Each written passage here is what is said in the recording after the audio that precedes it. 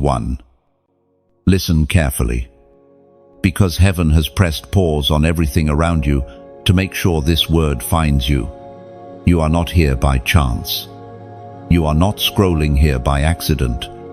You are here because eternity has marked you, and the voice of God is calling your spirit awake. You have been wondering why you feel different, why you carry a weight that others seem not to notice, why the path before you has been harder, steeper, and lonelier than most. It is because you are chosen. You see, being chosen is not glamorous in the beginning. It does not look like applause or crowds cheering your name. It often looks like nights of silence where you question your worth. It looks like battles that come out of nowhere, as if life itself is trying to crush you before you ever arrive at your destiny. It looks like rejection, where people cannot see the treasure hidden within you. But hear me, the very pain that tried to silence you is proof of your calling. The kingdom of darkness does not waste energy on those who pose no threat. The fact that storms keep circling you is evidence that hell sees something radiant within you. You are a carrier of light, and that light terrifies darkness.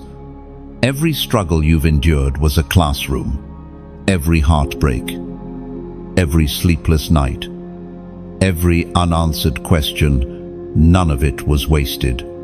Heaven has been preparing you. You are a living testimony in progress.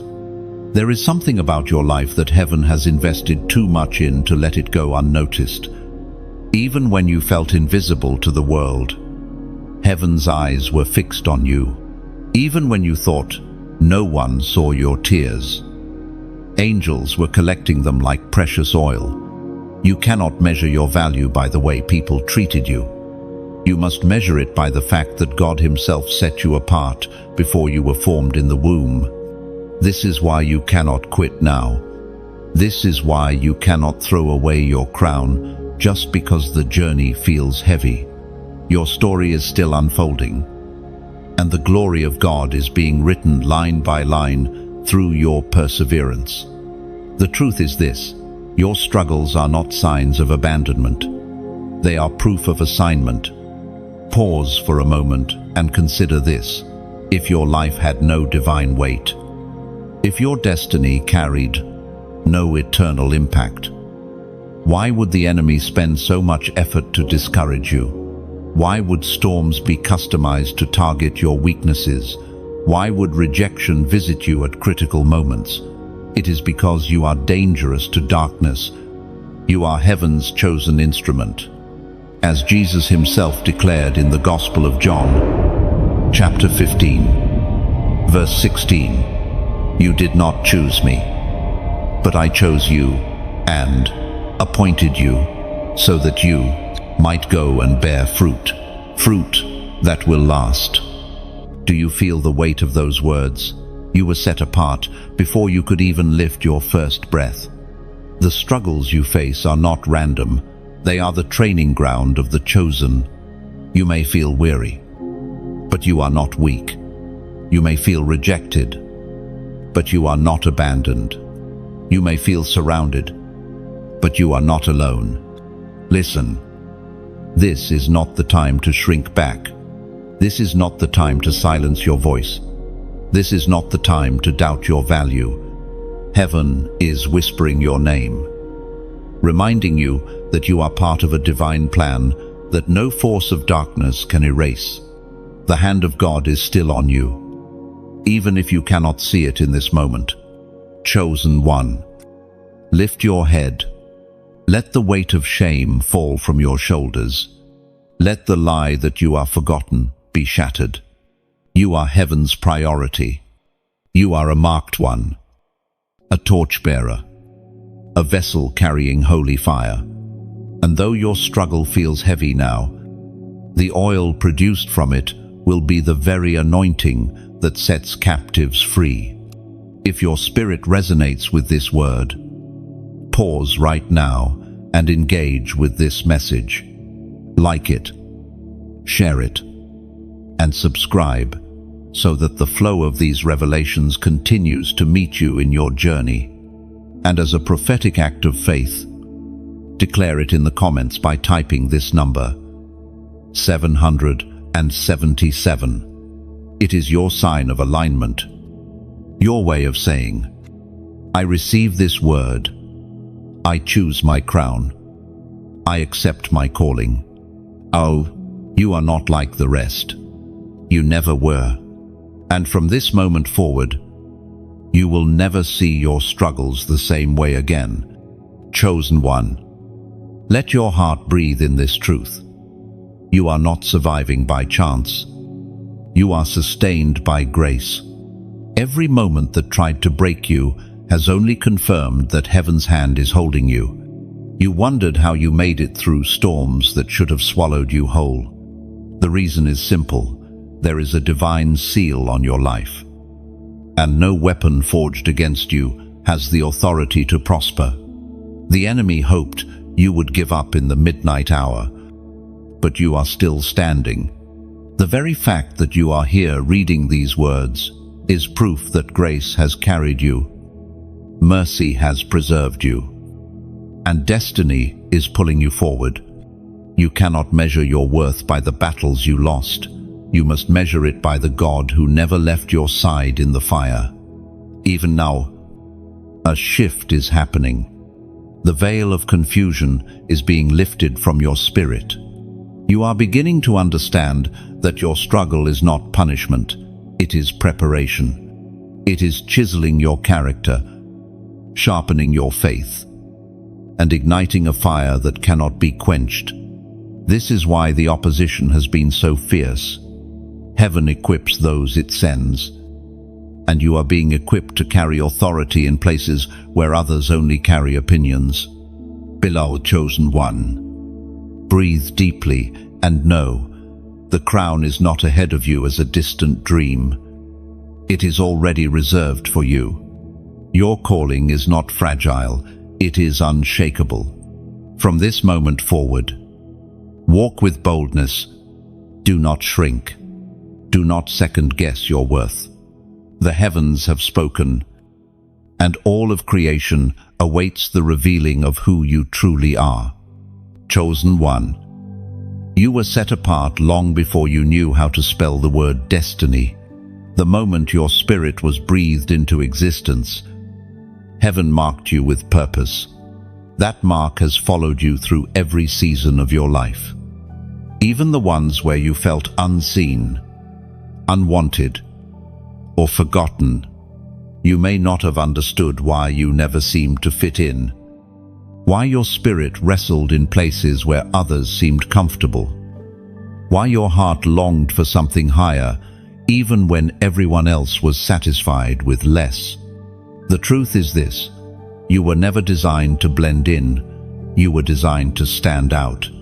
Separation is not rejection. It is refinement. To be chosen means to walk a path that does not always look like the path of others. From the very beginning, your life has been a story of being called out, called higher, called deeper. You might remember how as a child, you sensed things others didn't. You carried burdens others didn't understand. You asked questions others never dared to ask. That was not your imagination, it was the signature of heaven resting on you. People may have misjudged you because of this difference. They may have labeled you as strange, too sensitive, or even difficult. But what they could not see was the divine seal upon your life. You were hidden in plain sight. The rejection you faced was never a reflection of your worth.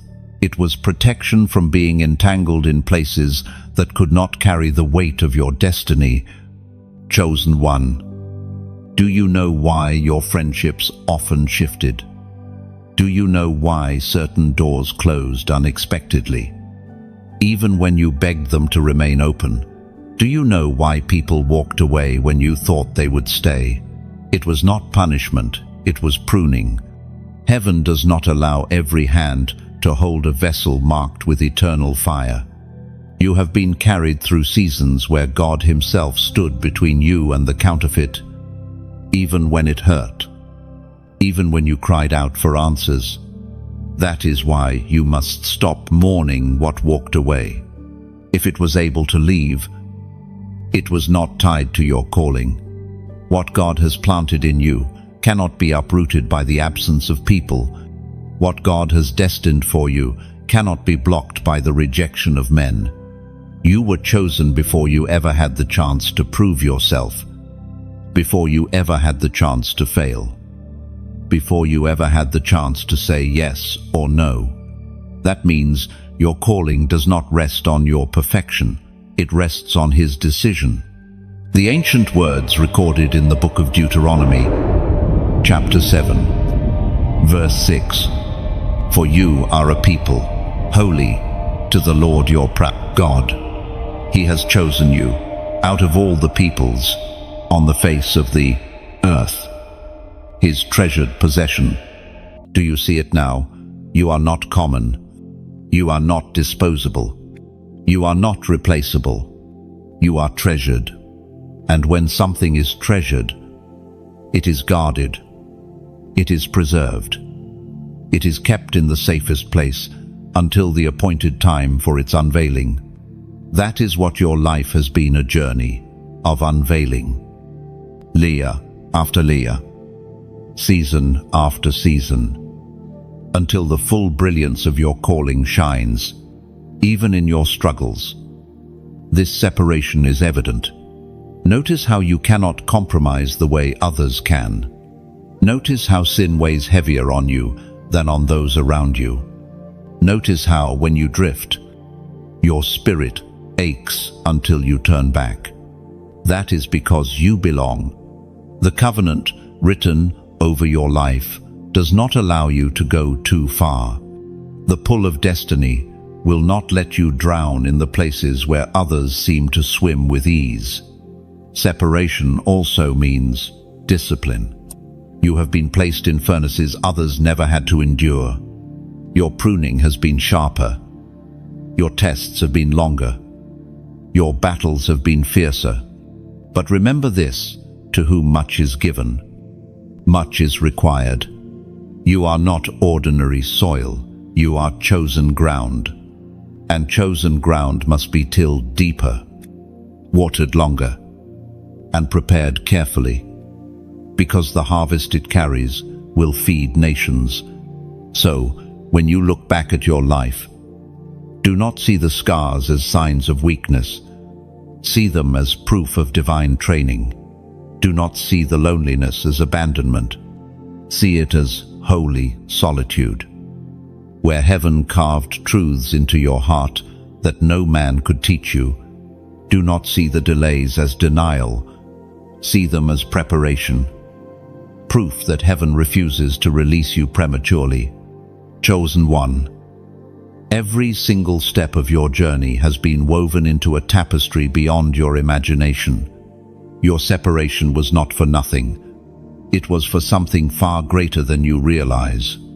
That is why you never blended in. That is why you always felt the edge of heaven tugging at your soul, calling you higher, whispering that there must be more.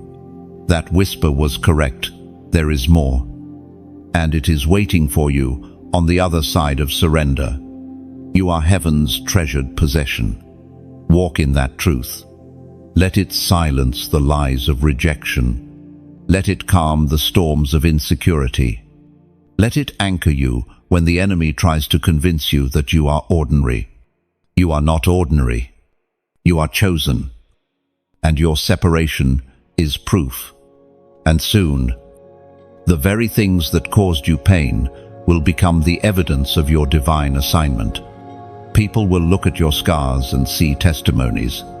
They will hear your story and feel hope. They will watch your endurance and find courage. That is why you were set apart, not just for your own sake, but for the sake of those still waiting in darkness, searching for the light you carry. Chosen one. Remember this, your difference is your destiny. Never despise it. Never dilute it. Never hide it. You were set apart to be revealed in glory. Chosen one. Your pain was never wasted. Every sleepless night, every hidden tear, every moment where you asked, "Why me?" Lord, none of it fell into emptiness. You have been walking a path paved with both agony and grace, and heaven has been shaping you through it all. What others call misfortune, heaven calls preparation. What others call weakness, heaven calls endurance. Your story has not been easy, but it has been holy. When you look back, you see scars, and yet those scars are proof of survival, not of defeat.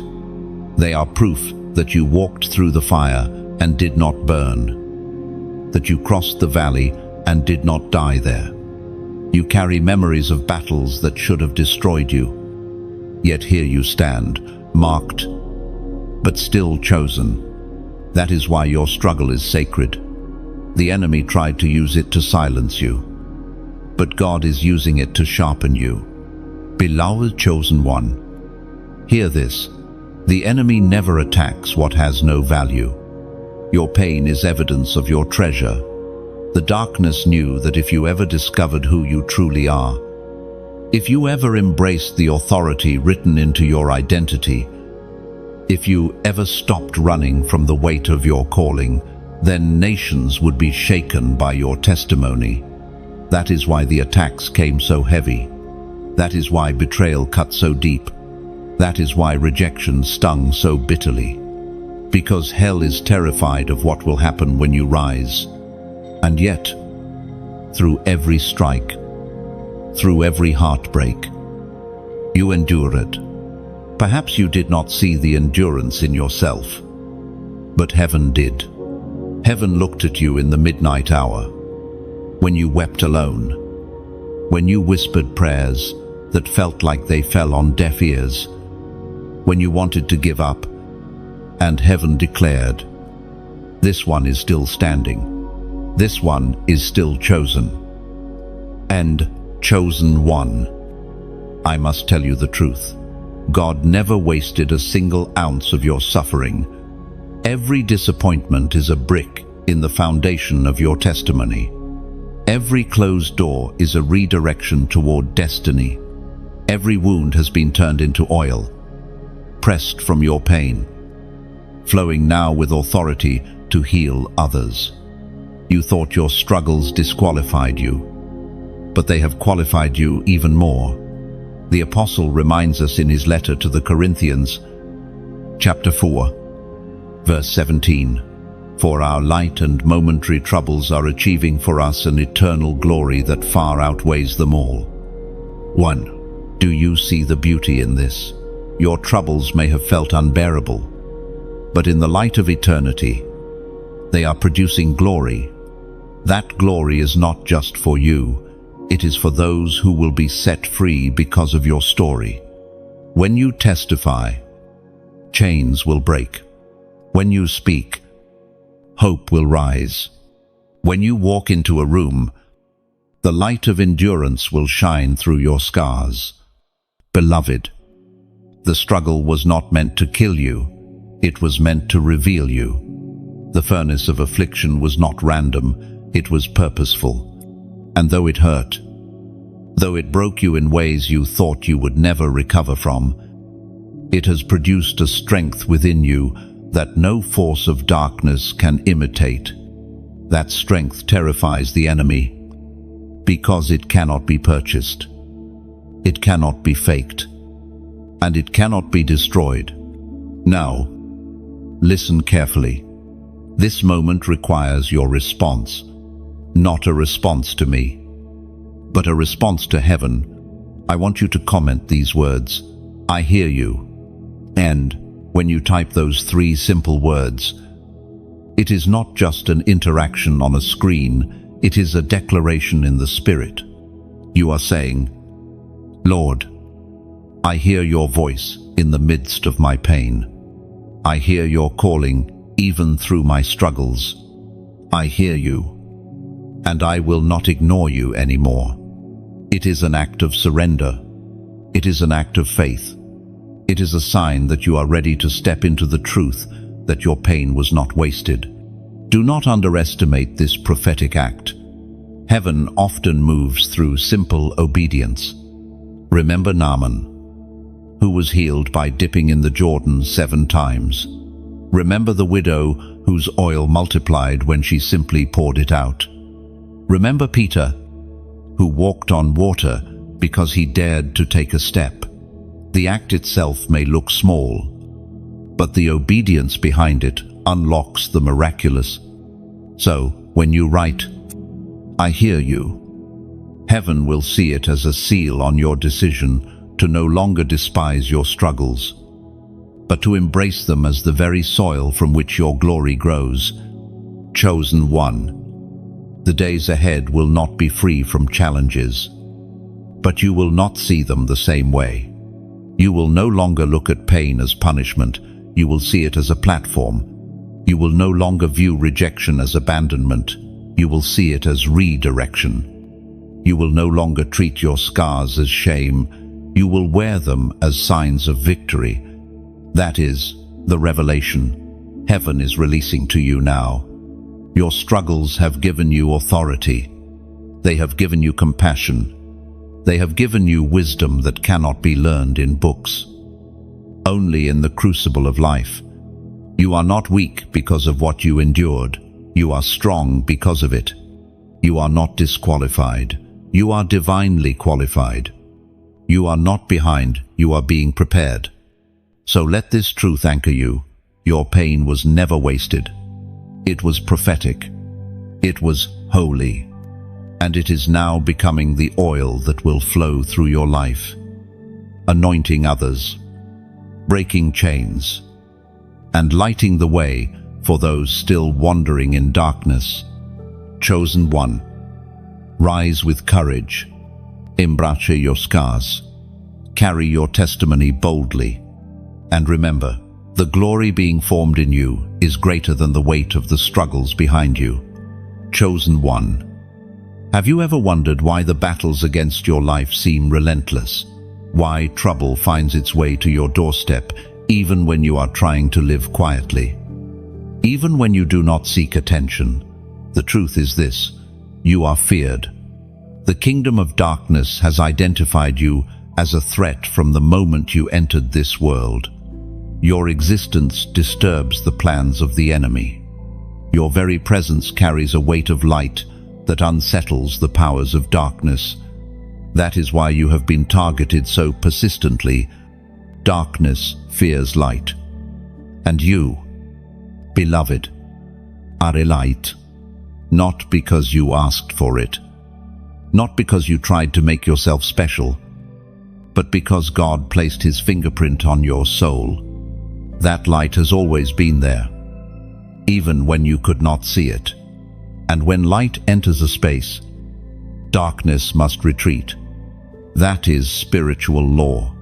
Darkness has no choice but to yield. That is why people who carry shadows of pain or hidden agendas sometimes become uncomfortable around you.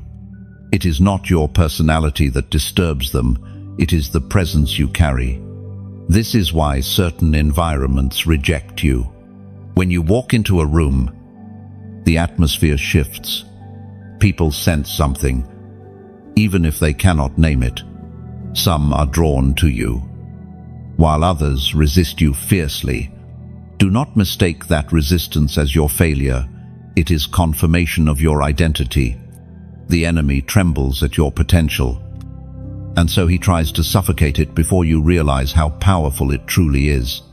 Chosen one, think back over your life. How many times did storms rise against you out of nowhere? How many times did betrayal strike from those you trusted? How many times did despair whisper in your ear, urging you to give up? These were not coincidences. They were targeted strategies of an enemy desperate to keep you from stepping into your authority. Because if you ever walk in the fullness of who you are, You will shake entire territories. You will set captives free. You will pull down strongholds and usher in light where generations have only known darkness. The voice of God thundered in the book of Exodus, chapter 14, verse 14.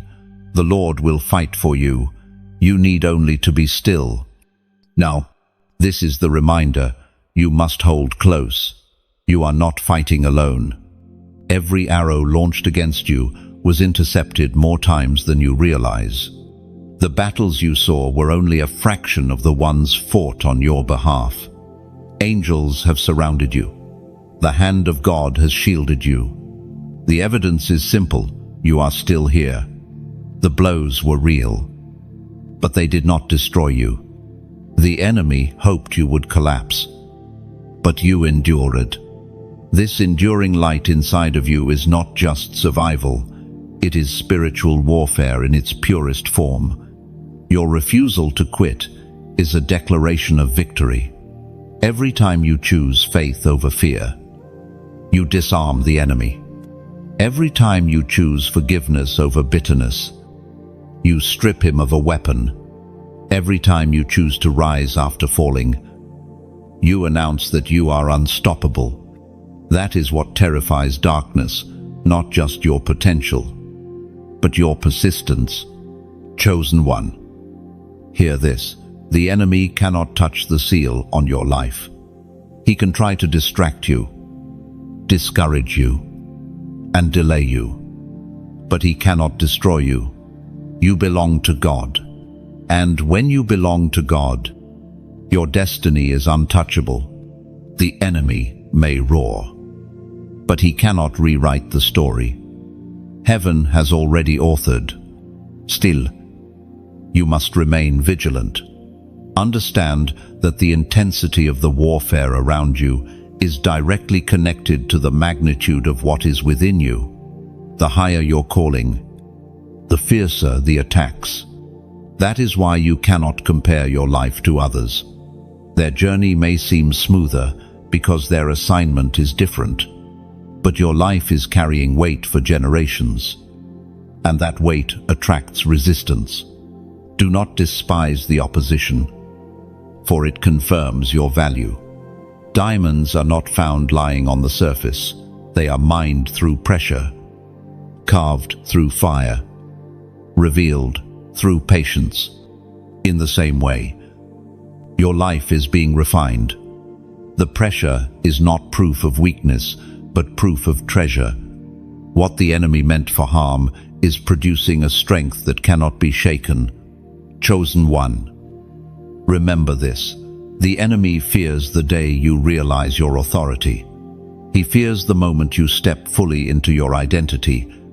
He fears your prayer, because your words shift atmospheres. He fears your worship, because it shakes chains loose. He fears your obedience, because it releases heaven's power into the earth. That fear is why he tries to smother you with distractions, lies, and temptations. But you are awakening. You are seeing the schemes for what they are, smoke and mirrors designed to blind you from the truth of who you are. Stand tall, even in the storm. Know that the battle is not evidence of your weakness, but of your worth.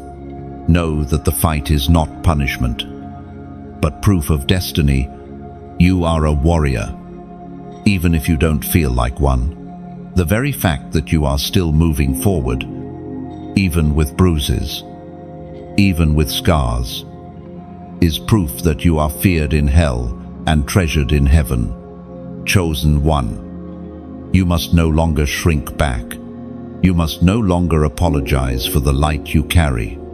You must no longer try to blend into environments that cannot handle the fire inside of you. The world does not need you to be silent.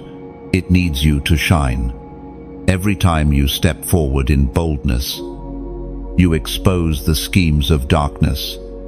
Every time you release love in the face of hate, you release heaven's fragrance. Every time you rise again, you declare to both heaven and hell that you are chosen, and nothing can unchoose you. Let this truth settle deep within you. You are a threat to darkness, not the other way around. The battles are not happening because you are weak. They are happening because you are powerful. And as you embrace this revelation, you will walk in greater confidence, knowing that the one who called you is also the one who fights for you. So, beloved, lift your eyes. Do not be afraid of the fight. The Lord Himself fights beside you. Your light shines, and darkness trembles. You are chosen, and nothing, no scheme of hell, no storm of life, no whisper of doubt can change that eternal truth. Chosen one. Lift your eyes for a moment and realize this. You are not enduring without reward. The pain you have carried is not only shaping you, it is also leading you toward a crown that already waits for you in eternity. A crown that is not temporary, not made of fading gold or jewels, but of glory that can never be stolen. Heaven has prepared it, and it is reserved in your name. You see, when the road feels endless and the struggles unrelenting, you might begin to wonder if all of this is in vain. You may whisper to yourself, will this ever be worth it? But beloved, the crown answers that question with a resounding yes. Every tear will be redeemed. Every sacrifice will be remembered. Every hidden battle you fought in silence will echo in eternity as evidence of your faithfulness. Think about how soldiers in the natural world endure harsh training, brutal environments, and relentless tests. They push their bodies and minds beyond what they thought possible. Why? Because they know that honor awaits them on the other side. If men and women endure so much for earthly medals and titles, how much more should you, chosen by the King of Kings, endure for a crown that can never be corrupted, chosen one? The enemy would love for you to believe that your endurance is pointless, that your sacrifices mean nothing, that your devotion is wasted. He whispers, look at how others live easily while you wrestle with so much. But those whispers are lies. Your life is not measured by the comfort of today, but by the eternal weight of tomorrow. The glory being formed in you is far greater than the ease others may seem to enjoy. The Apostle Paul wrote in the second letter to Timothy, chapter 4, verse 8, now there is in store for me the crown of righteousness, which the Lord, the righteous judge, will award to me on that day, and not only to me, but also to all who have longed for his appearing. This crown is not reserved only for great apostles, prophets, or saints of old. It is for you, yes, you, the one who has endured storms and kept walking, the one who has stumbled but always gotten back up, the one who has prayed in the dark when no one saw, the one who still chooses faith, even with trembling hands. This crown belongs to you, and heaven is guarding it until the day you step across that threshold of eternity. Chosen one, this is why you cannot give up. This is why you cannot surrender to despair. The weight of glory is heavier than the weight of your struggle. You are closer than you realize. And the crown is not a distant dream, it is a present reality, secured for you by the blood of Christ. Now, listen carefully. I want to share something from my heart. What you are reading right now is not just words on a screen, it is a lifeline. A reminder that heaven sees you and that your story matters. If this message is reaching you, it means your spirit is aligned with heaven's voice. And if it strengthens you, inspires you, or reminds you of your true identity, then I ask you, from a place of sincerity. Stay connected. Take a moment to like this message, not because of me, but because it helps others like you find the same encouragement. Share it, because you never know whose midnight moment could be transformed by the light of these words. And if you haven't yet, subscribe, because these revelations are not meant to stop here. There is more heaven wants to pour into you. Step by step, word by word. Think of it as building a table where chosen ones from every corner of the earth can gather, be nourished, and rise stronger together. You are not meant to walk this journey alone. Isolation was a season, yes, but community is part of your destiny too. Each time you interact, each time you share, you are helping weave together a tapestry of chosen ones who will encourage one another, pray for one another, and carry the flame higher. This is not about numbers, it is about impact. It is about ensuring that no one who is chosen feels forgotten in their struggle. So, beloved, let this truth sink in. Your crown awaits, not because you are perfect, but because you are faithful, not because you never stumbled, but because you never gave up, not because you earned it, but because you were chosen to receive it. The King himself holds it in his hands, waiting for the moment to place it upon your head. Until that day, walk with boldness, walk with assurance, walk with the unshakable knowledge that you are not laboring in vain. Heaven watches, heaven records, heaven remembers, and heaven will reward you. Chosen one, you are crowned already in the Spirit. Wear that invisible crown with dignity. Let it remind you that your worth is not determined by your present struggles, but by your eternal inheritance. Every battle you endure is one step closer. Every act of faith is one jewel added. Every choice to obey is one thread woven into your eternal reward. Lift your head, beloved. Let the hope of that crown steady your heart. The fight is worth it. The tears are worth it. The scars are worth it. For soon, the righteous judge will call your name, and the crown of glory will rest upon your head forever.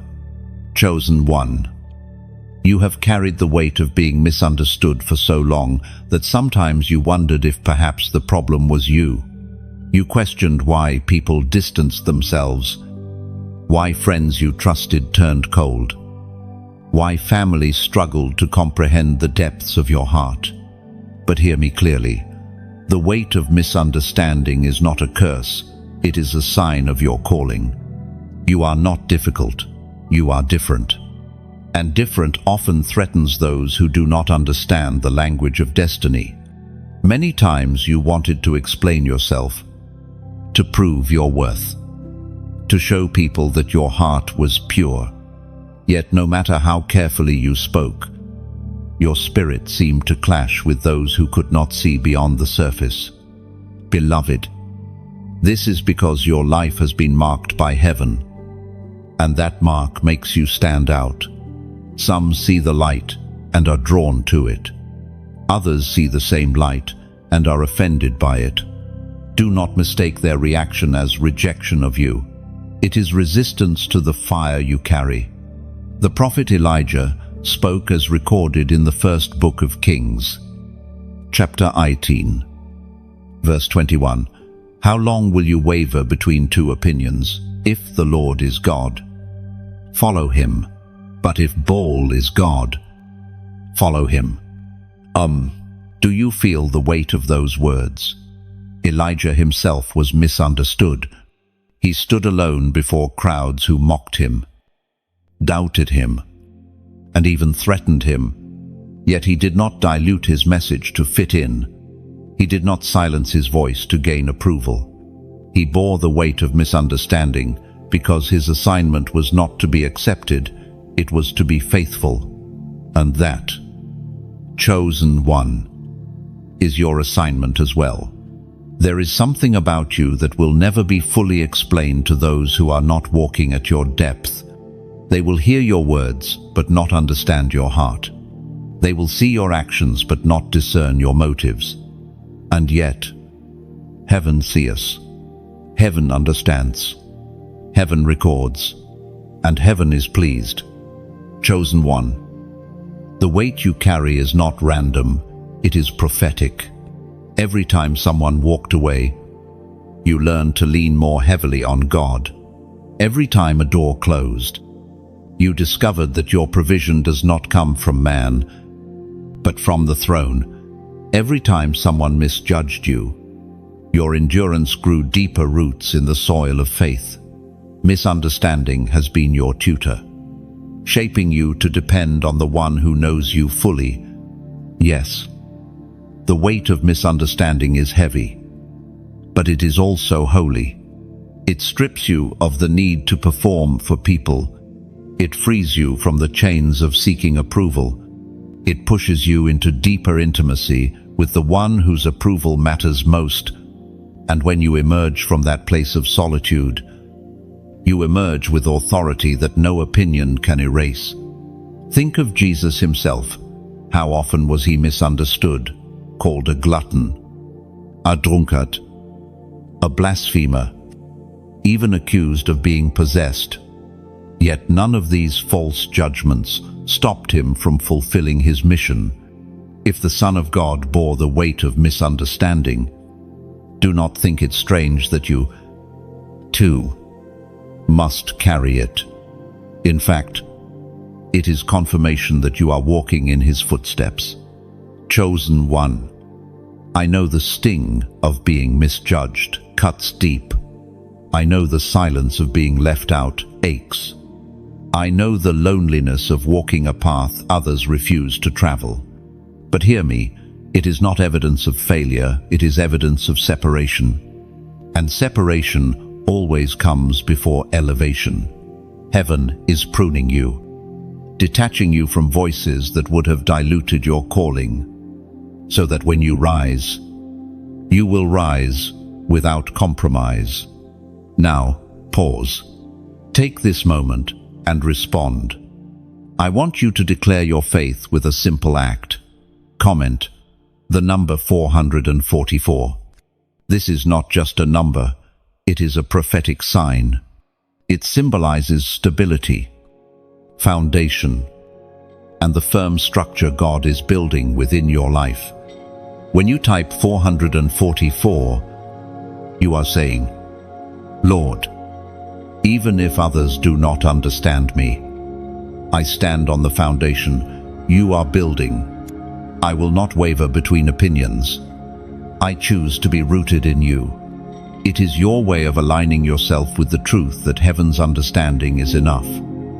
Even when human understanding fails, do not underestimate this small act.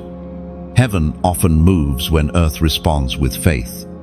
By typing 444, you are agreeing in the spirit with what Elijah declared, and you are sealing in your heart that misunderstanding will no longer break you, it will build you.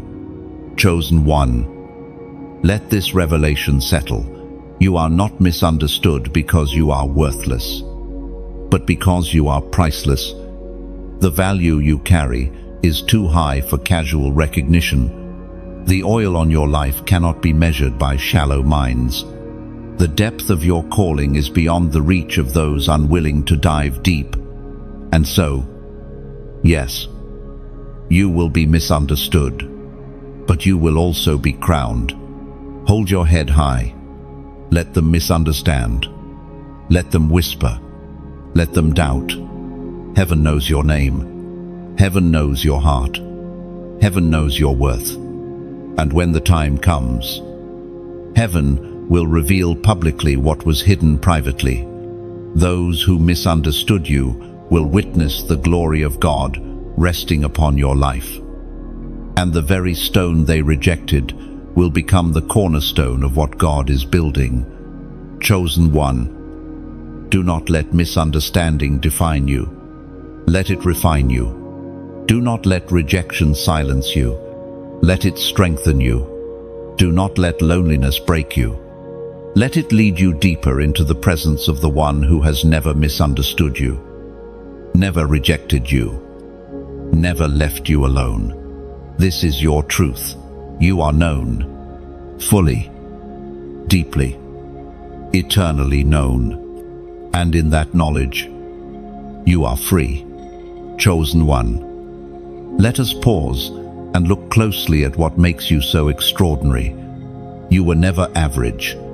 The very struggles that crushed others, the storms that silenced many, the chains that held countless souls captive, those same forces tried to break you. But they failed.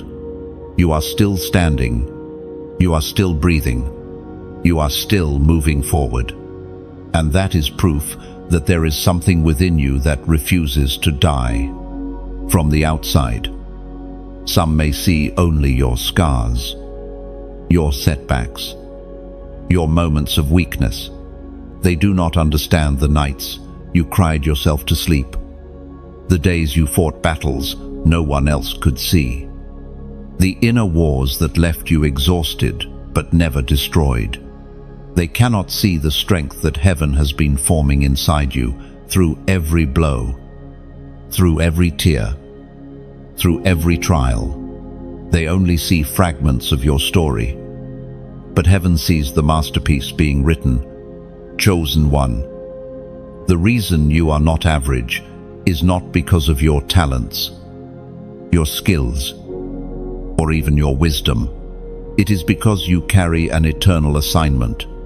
You have been marked with divine purpose, and that mark sets you apart in ways you cannot always explain. Others may fall under the same pressures you endured, but you rise again because heaven holds you up. Others may give in to despair, but you keep pressing forward because destiny will not release its grip on you. According to what is revealed in the book of Proverbs, chapter 24, verse 16, "For though the righteous fall 7 times, they rise again, but the wicked stumble when calamity strikes." No, this is your testimony. You have fallen. Yes. You have stumbled. Yes. But each time, something inside of you refused to stay down. That something is not your willpower, it is the Spirit of God within you. That is why you cannot be counted among the ordinary. The ordinary may fall and remain fallen, but the chosen rise. Every fall becomes training. Every setback becomes fuel. Every failure becomes fertilizer for the harvest still to come. Chosen one. Let this truth sink deeply into your soul. Your resilience is supernatural. It does not make sense to those who watch from the outside. They shake their heads and wonder how you are still alive, how you still have hope, how you still smile even after all you've endured. They may even envy the strength they see in you, not realizing that the strength was forged in fires they could not have survived. Do not despise your scars. They are holy marks of survival. They tell the story of someone who was supposed to quit but didn't. They speak of endurance that cannot be taught in classrooms or purchased with money. They reveal a strength born only in the secret place of struggle, where you wrestled with despair and chose to hold on anyway. Chosen one. The world does not celebrate survival the way heaven does. Heaven looks at your scars and calls them medals of honor. Heaven looks at your endurance and calls it victory. Heaven looks at your journey and says, "This one is not average. This one is mine." Even in the times you felt weak, heaven saw strength. Even in the moments you doubted, heaven saw faith. Even in your tears, heaven saw prayers rising like incense. Do you see now why you are not average? Because average breaks under the weight you carried. but you did not break. Average runs away from the fire, but you walked through it. Average silences its voice, but you kept speaking. Beloved, I know it has not been easy. I know you still feel the ache of wounds that are not yet healed. I know you carry memories that sometimes resurface like shadows in your mind. But none of these things define you. They refine you. You are more precious because of what you endured, not less. You are more radiant because of the fires you walked through, not diminished. Chosen one. You are not average because you have been set apart for impact. Your survival is not just about you, it is about those who will be set free through your testimony. One day, someone standing on the edge of despair will hear your story and find hope. Someone ready to give up will see your resilience and decide to keep fighting. Someone broken beyond recognition will watch you rise and believe that they, too, can rise. That is why you could not be destroyed. That is why you could not quit. That is why you are not average.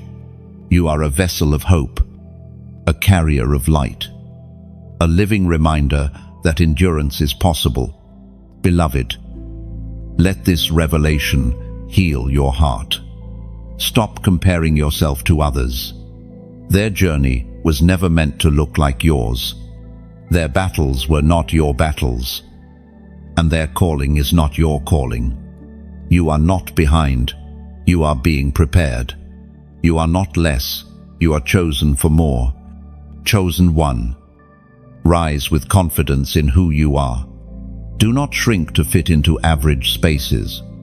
Do not silence your voice to be accepted by average minds. Do not dim your light to make average hearts comfortable. You were created to disrupt darkness, to stand out, to walk boldly in a calling that will not let you blend in. The struggles that should have broken you only revealed the truth. You are different. You are stronger than you realize. You are chosen, and you will never, ever be average. Chosen one. You have waited for so long that sometimes the silence of heaven felt unbearable. You prayed. You fasted. You cried out. And still, the answer seemed delayed. Others around you seemed to move forward. Doors opened for them.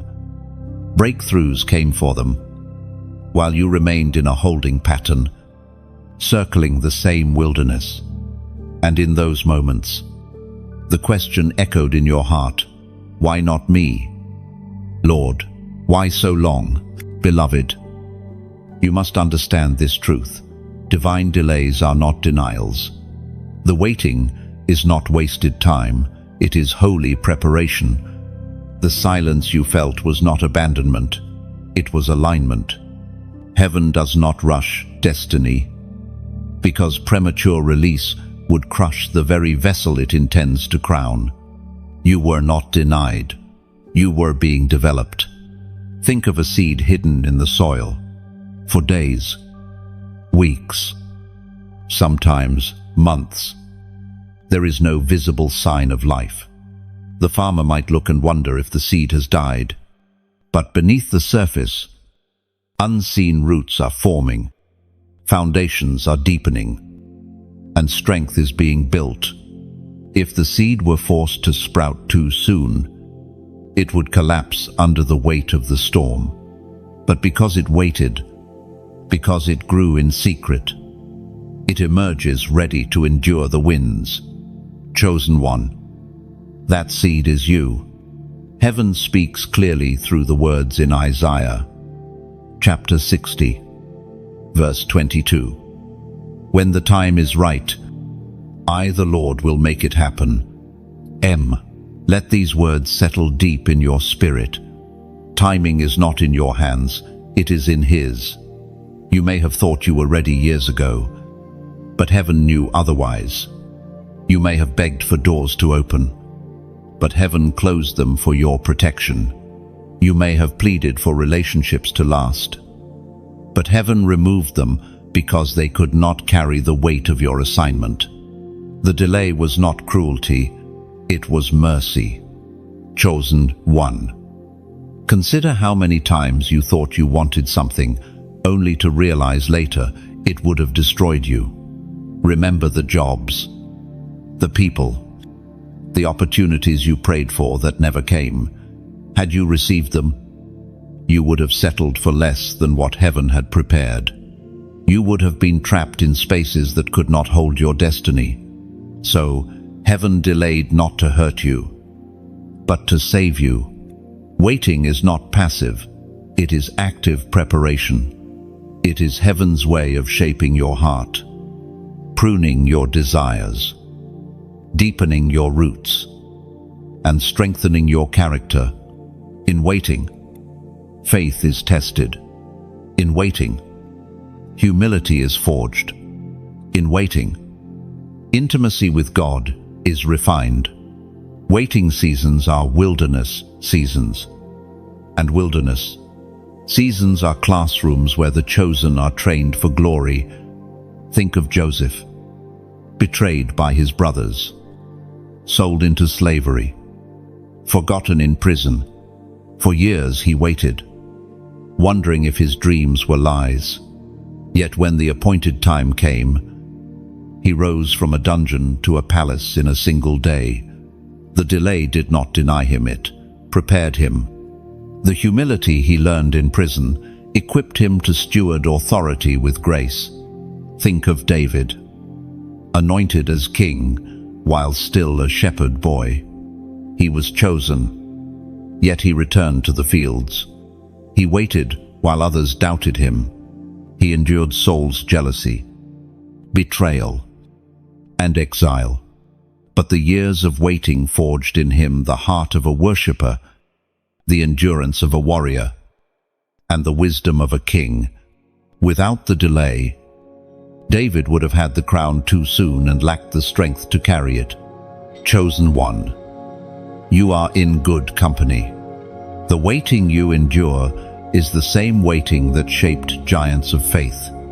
And though it feels endless, know this: when heaven says the time is right, everything will shift suddenly.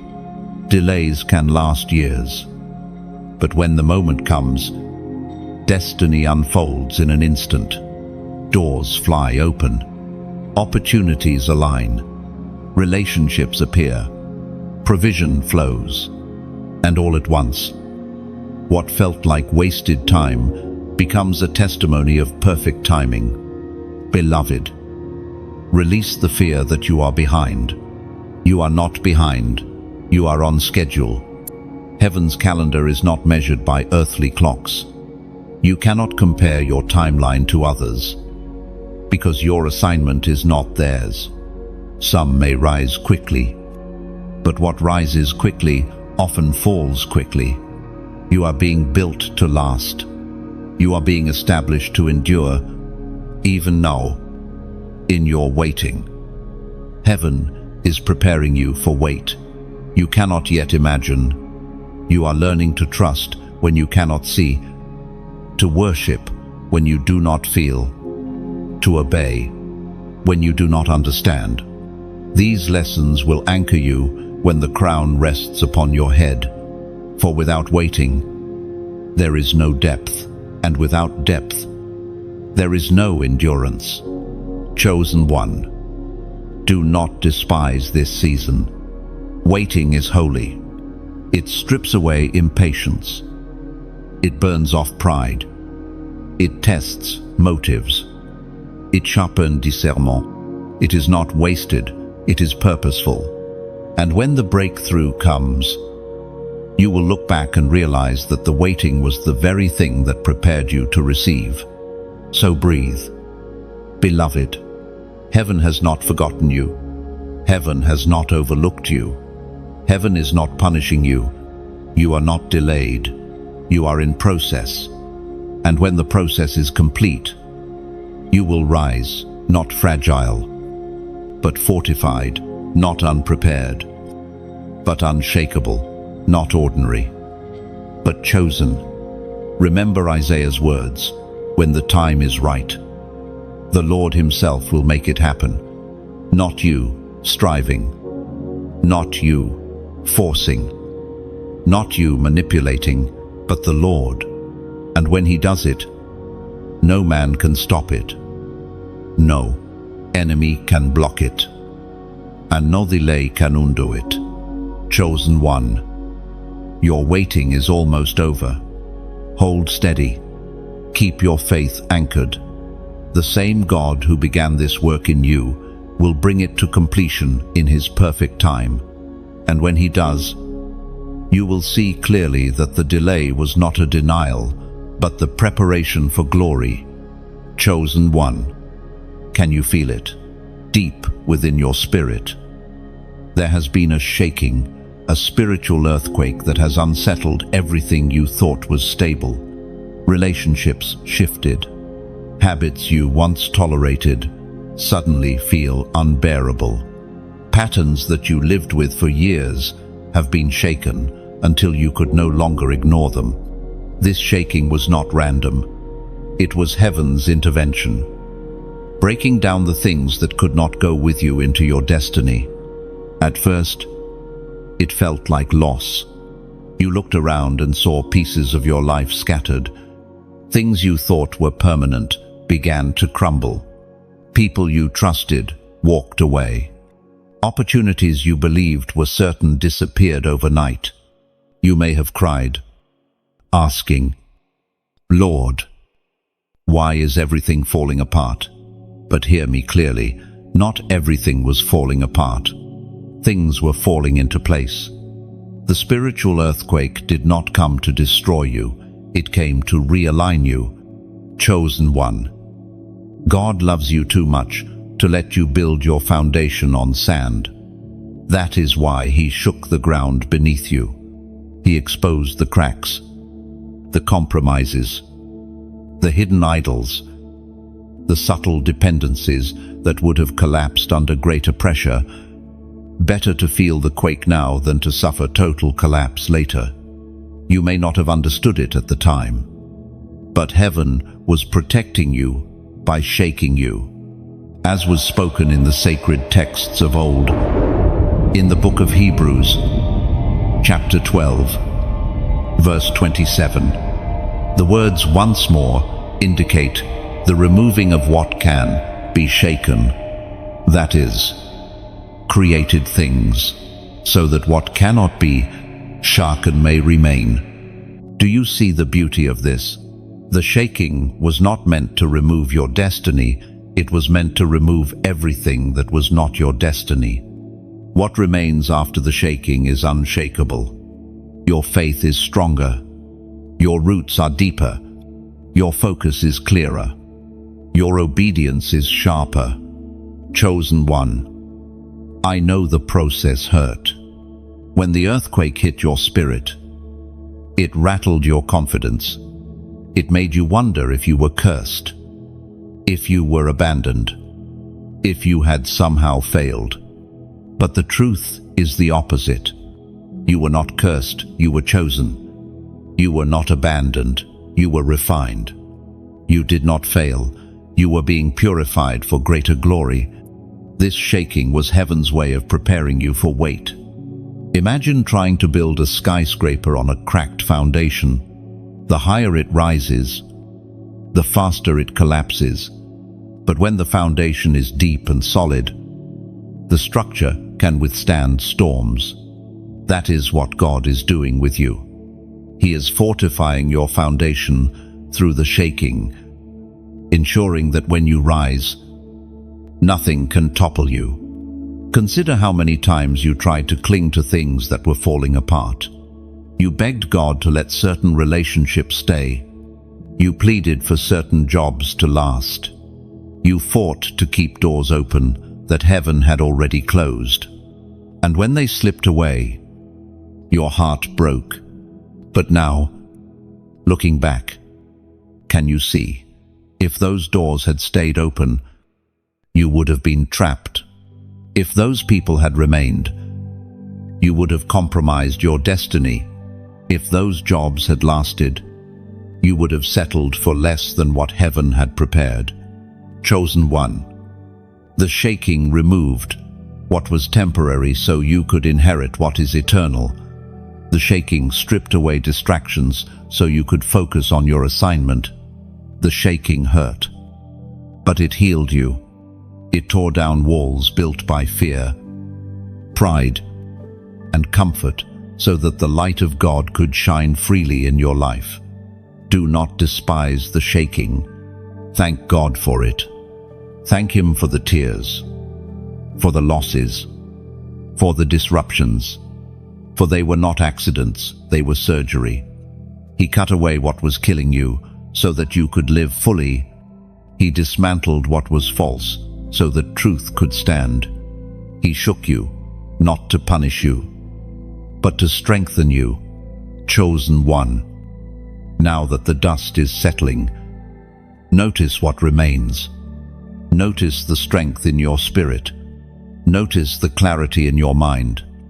Notice the hunger for God that is deeper than before. These things are unshakable. The earthquake did not remove them, it revealed them.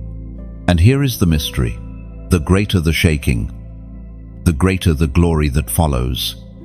After earthquakes in nature, new landscapes form. Rivers shift. Mountains rise. Valles deepen. In the same way, after your spiritual earthquake, your life has a new shape.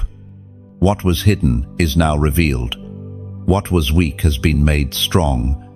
What was shallow has been made deep. Chosen one. Heaven is calling you to see the shaking not as loss, but as alignment. You have been recalibrated. You have been purified.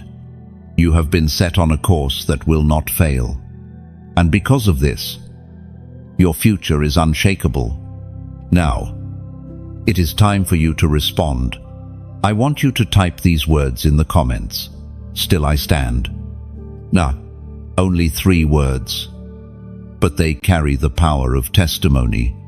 When you declare, "Still I stand," you are proclaiming to heaven, to earth, and to hell itself that the shaking did not destroy you. You are declaring that, though you were rattled, you are rooted. Though you were broken, you are rebuilt. Though you were tested, you are triumphant. Do not underestimate this act. It is not just a phrase, it is a prophetic decree. It is your way of saying, "I see the shaking for what it was, and I will not curse it. I will embrace it as part of my becoming." When you write those words, you are aligning yourself with heaven's truth that what remains after the shaking is indestructible. Chosen one. Never forget, you are stronger because of the shaking. You are wiser because of the loss. You are purer because of the pruning. And one day, when you step fully into your destiny, you will look back and thank God for every earthquake that stripped away what could not last. The shaking was not your end, it was your beginning. And now, you rise, not fragile, but fortified, not shaken, but steadfast, not broken, but chosen. Chosen one. Your voice is needed in this generation. You may have tried to remain silent, to hide in the background, to avoid the weight of attention. But heaven is stirring within you a sound that must be released. Your story, your testimony, your perspective. These are not just personal experiences. They are divine assignments. The world is starving for truth, and you carry it. The world is drowning in noise, and you hold the sound that can cut through confusion. You have been told at times that your voice doesn't matter. You have been overlooked, interrupted, silenced, and ignored. People may have dismissed your words as too much, too intense, or too strange. But let me remind you, heaven never dismissed you. Heaven saw your silence not as a flaw, but as a preparation. The years where you held your tongue were not wasted. They were sharpening your message. They were building within you a fire that could not be quenched by casual conversation. Chosen one. Your voice carries weight because it has been forged in fire. It is not the shallow voice of theory, it is the deep voice of testimony. When you speak, chains will break because your words are not merely words. They are arrows of truth launched from a place of lived experience. They carry authority because you survived what others thought would kill you. They carry healing because you bled and were made whole. They carry clarity because you walked through confusion and found the light.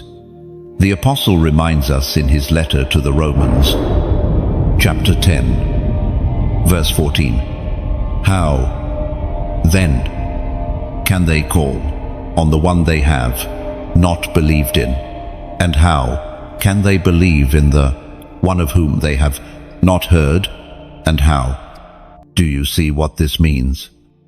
Beloved, faith comes by hearing, and hearing requires a voice. Your silence may feel safe, but it robs someone else of the chance to hear truth. There are people waiting for your words. There are hearts that will only unlock when they hear your testimony. There are chains that will only break when you declare the freedom you found in Christ. If you remain silent, who will speak to them? Chosen one. Do not underestimate your influence. You may not hold a microphone. You may not stand on a stage. You may not see thousands gathered before you.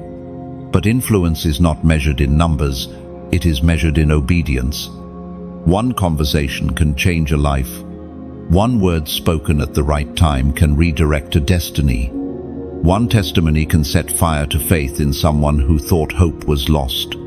That is the power you carry. Now, I want to pause here and speak to you sincerely. What you are receiving in these messages is not just inspiration, it is impartation. It is the Spirit of God stirring your heart, awakening your destiny, and calling you to rise in boldness. If these words have touched you, strengthened you, or reminded you of who you are, then I ask, let's not keep it to ourselves. Take a moment to like this message, not for me, but because each like helps these words reach another chosen one scrolling in silence, desperate for a reminder that they are not forgotten. Share it with someone who needs to hear it. You may not know whose midnight you are about to interrupt with a dawn of hope. And if you haven't yet, subscribe, so that you remain connected to every word heaven is releasing in this season. This is more than content. It is a lifeline, and staying connected ensures the flow continues, uninterrupted. Your voice is needed, and so is your agreement. Every time you interact, you are not just clicking a button, you are joining a movement. You are declaring that the chosen ones of God will not stay silent, that we will rise together, spread light together, and testify boldly together. Chosen one, your silence has expired. This is the season to speak. Speak, even if your voice trembles. Speak, even if you are misunderstood. Speak, even if only one person listens. Because heaven will multiply your obedience into impact beyond what you can measure. Think of Moses, who doubted his voice. He said, "I am slow of speech. Send someone else." But God chose him to confront Pharaoh. Think of Jeremiah, who said, "I am only a youth." Yet God put his words in Jeremiah's mouth to uproot and to build. Think of Esther, who risked her life to speak one sentence before a king. and her words saved an entire people. Do not despise your voice, for heaven delights in it. Chosen one, the time has come. Lift your voice. Share your testimony. Pray aloud with authority. Declare truth without apology. Sing your song. Write your story. Release your sound. For the earth is groaning, waiting for the revealing of the sons and daughters of God. And you are one of them.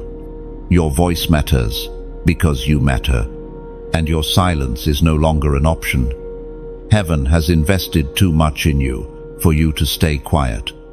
So, beloved, walk boldly, speak with conviction, and know this: when you release your voice, heaven amplifies it. You may think you are whispering, but in the Spirit, your words thunder. You may think you are small, but your obedience shakes nations. You may think you are overlooked, but heaven says, and heaven multiplies. Chosen one, your voice is not just sound, it is strategy. And when you release it, light breaks forth, darkness trembles, and destinies shift. Chosen one, do you ever notice how the battle intensifies just as you begin to sense breakthrough drawing near? The pressure becomes heavier, the distractions louder, the resistance sharper. It is not your imagination, it is a spiritual reality. Hell does not fight you hardest when you are wandering, it fights you hardest when you are closest to stepping into your promise. The warfare against your life has not been random, it has been strategic. Every fiery dart, every wave of discouragement, every storm designed to wear you down, these are assignments launched because of what you carry. Darkness knows it cannot erase your calling, but it hopes to exhaust you before you ever walk in it. Chosen one, you must recognize this pattern. When doors begin to crack open, attacks often multiply. When God whispers destiny into your heart, lies begin to shout louder in your mind. When you finally begin to rise, betrayal sometimes strikes from unexpected places. These are not coincidences. They are tactics. The enemy hopes you will interpret them as signs that you are failing, when in fact they are proof that you are advancing. We are reminded through the writings of David in the Psalms, chapter 34, verse 19, "The righteous person may have many troubles, but the Lord delivers him from them all." Do you see the promise embedded there? Yes, the troubles may be many, but deliverance is guaranteed. The very fact that the warfare has intensified around you should not fill you with despair, it should fill you with hope. It means the breakthrough is near. It means the crown is within reach. It means the gates of destiny are about to open, and the enemy is panicking. Chosen one, understand this: if you were no threat, you would face no battle. The evidence of your worth is the magnitude of the warfare against you. The devil does not waste resources on those who pose no danger to his kingdom. The fact that your nights have been restless, your relationships tested, your finances strained, and your spirit pressed is not proof that you are cursed. It is proof that you are chosen. Think about Job. His life was marked by extreme trials, not because he was sinful, but because he was righteous. The enemy attacked him precisely because he was blameless. And yet, though Job lost much, he gained double in the end. His story was not one of defeat, but of vindication. The warfare you face is the same. It is not because you are disqualified, it is because you are qualified. Chosen one, The battle for your destiny is fierce.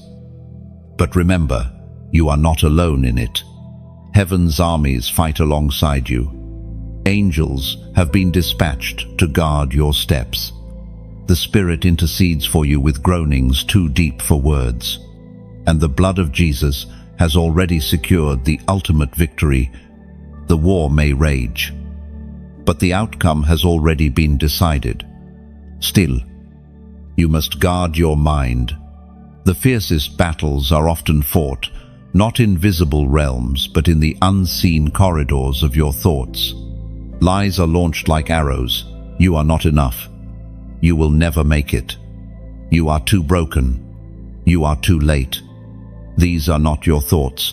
They are the enemy's whispers, designed to wear you down. You must counter them with truth, declaring, I am chosen. I am appointed. I am more than a conqueror. I am sealed with destiny. Chosen one. Do not be surprised when betrayal comes close to breakthrough. Do not be shaken when storms rise at the edge of promise. Do not despair when attacks grow more frequent. These are birth pangs of destiny. Just as contractions intensify before delivery, warfare intensifies before release. The pain is not evidence of death, it is evidence of life about to emerge. Remember, Jesus, who faced the cross at the peak of his ministry. The greatest attack came just before the greatest victory. The enemy thought the crucifixion was the end, but it was the beginning of resurrection. In the same way, the attacks you face now are not endings, they are preludes to glory. Chosen one. The enemy hopes to wear you down, but heaven is strengthening you. The enemy hopes to silence you, but heaven is amplifying you. The enemy hopes to confuse you, but heaven is clarifying you. Every attack is being flipped into preparation. Every battle is making you sharper. Every storm is anchoring you deeper. So stand firm. Do not retreat. Do not interpret the warfare as failure. Interpret it as confirmation. You are on the right path. You are stepping into territory the enemy hoped you would never claim. You are closer to breakthrough than you realize. Chosen one. The battle is fierce, but it is also temporary. The troubles may be many, but the deliverance is sure. Lift your eyes from the chaos of the fight to the certainty of victory. Fix your gaze on the one who fights for you, who has already written the ending of your story in triumph. The enemy's assignments will not succeed. The traps will not hold you. The storms will not drown you. The lies will not define you. For the Lord delivers his chosen from them all. And when you look back, you will not remember the pain of the battle as much as you will remember the sweetness of the victory. Chosen one. Take courage. The warfare is intense because the breakthrough is near. Do not give up. Do not surrender. You are closer than you think, and heaven is cheering you on. Chosen one. If you pause for just a moment and look back over your journey, you will see something remarkable. Mercy.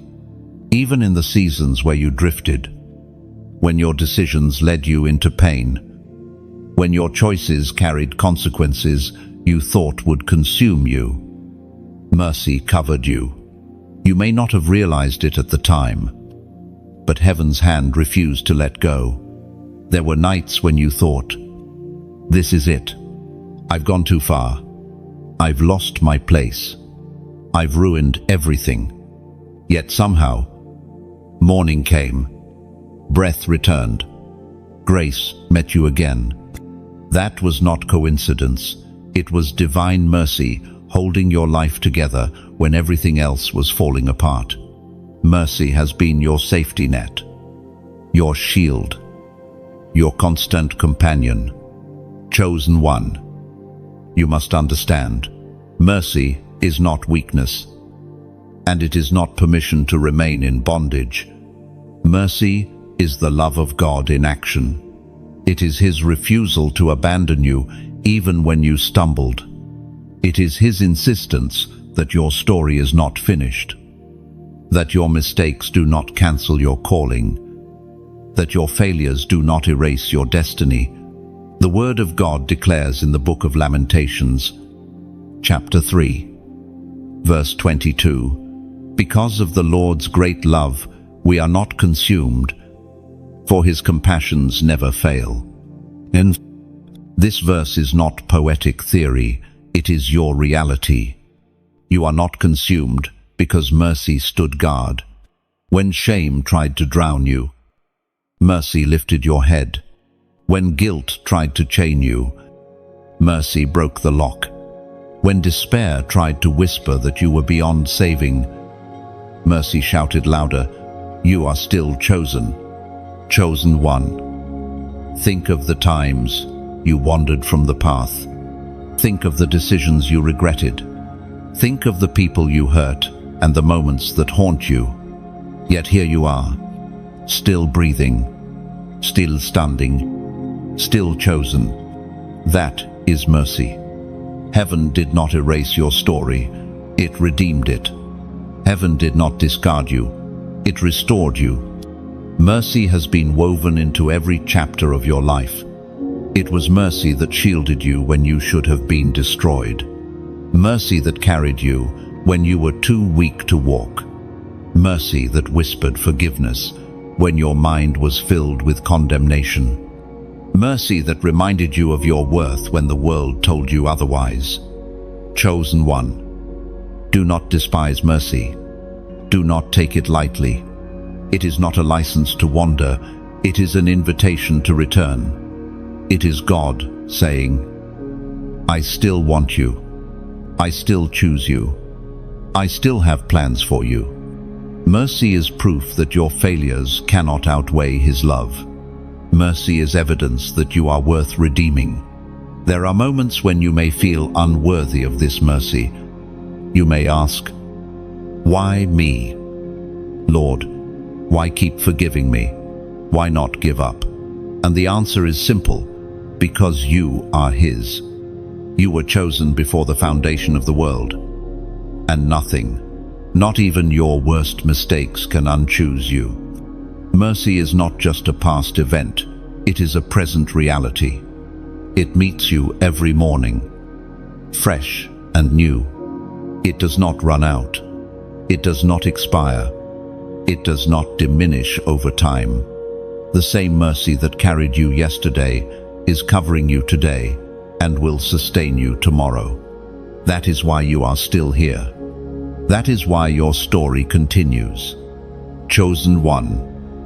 The enemy would love for you to drown in guilt, to believe that your mistakes have disqualified you. But mercy says otherwise. Mercy declares that the blood of Jesus is stronger than your failures. Mercy insists that your destiny is intact. Mercy proclaims that grace is greater than sin. Let this revelation break the chains of shame in your life. You are not defined by what you did. You are defined by what Christ did for you. You are not labeled by your failures. You are crowned by your Father's love. Chosen one. This is the moment to respond. I want you to declare your alignment with this truth in a simple way. Type the number 555 inches the comments. This number represents grace multiplied, mercy overflowing, and divine favor that surrounds you. When you type 555, you are not just writing digits, you are declaring, "I receive mercy. I embrace gracia. I choose to walk in the love that covers me." It is your way of saying yes to the truth that your past does not define you. Your mistakes do not own you, and your destiny remains secure. Do not dismiss this prophetic act as small. Heaven honors obedience, even in symbolic declarations. By typing 555, You are planting a seed of faith, acknowledging before God, I believe your mercy is greater than my mess. I believe your compassion is stronger than my condemnation. I believe I am still chosen one. Let mercy heal you today. Let it wash away guilt. Let it silence shame. Let it replace fear with hope. Let it remind you that you are not here by accident. You are here because mercy would not let go. From this moment forward, walk with boldness. Do not hide your scars. Do not silence your testimony. Tell the story of mercy, for it is the anthem of your life.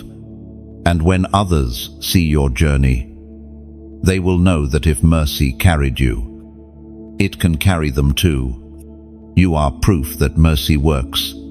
You are living evidence that compassion never fails. You are chosen, covered, and called, not because you never fell, but because mercy lifted you when you did. Chosen one. Loneliness has followed you like a shadow, and at times it has pressed so heavily upon your soul that you questioned your worth. You looked around and wondered why others seemed surrounded by company while you walked alone. You tried to reach out, but hands slipped away. You tried to belong, but doors quietly closed. The silence of solitude became your constant companion, and you thought, is this punishment? Have I been forgotten? Beloved, hear the truth. Your loneliness was not a curse, it was holy. What felt like isolation was actually separation. Heaven pulled you aside, not to harm you, but to preserve you. The crowd could not carry the oil on your life. The voices you longed for could not handle the secrets God wanted to whisper into your spirit. So he led you into hidden places, where his presence alone would become your anchor. Chosen one. There is a difference between abandonment and consecration. Abandonment leaves you empty, but consecration fills you with divine purpose. When God separates you, it is because he wants to pour something into you that cannot be received in noisy places. And though your heart ached in the silence, heaven was shaping you in the solitude. Chosen one. Do you see now why the silence was sacred, while others were distracted by noise and applause? You were learning the secret rhythms of heaven. You were trained to hear whispers others would miss, to feel the movement of the Spirit in places others overlooked. This was not wasted time, it was divine apprenticeship. In Hillness, you were entrusted with keys of intimacy that will unlock doors no amount of human influence could ever open. In your solitude, strength was forged. The quiet became a furnace where fear was burned away, where dependence on people gave way to dependence on God. What others mistook as emptiness was actually fullness being formed. You learned to walk without crowds, to stand without applause, to believe without proof. And because of that, you are unshakable. The one who is trained in silence will never be broken by noise. And you, beloved, carry that unshakable core.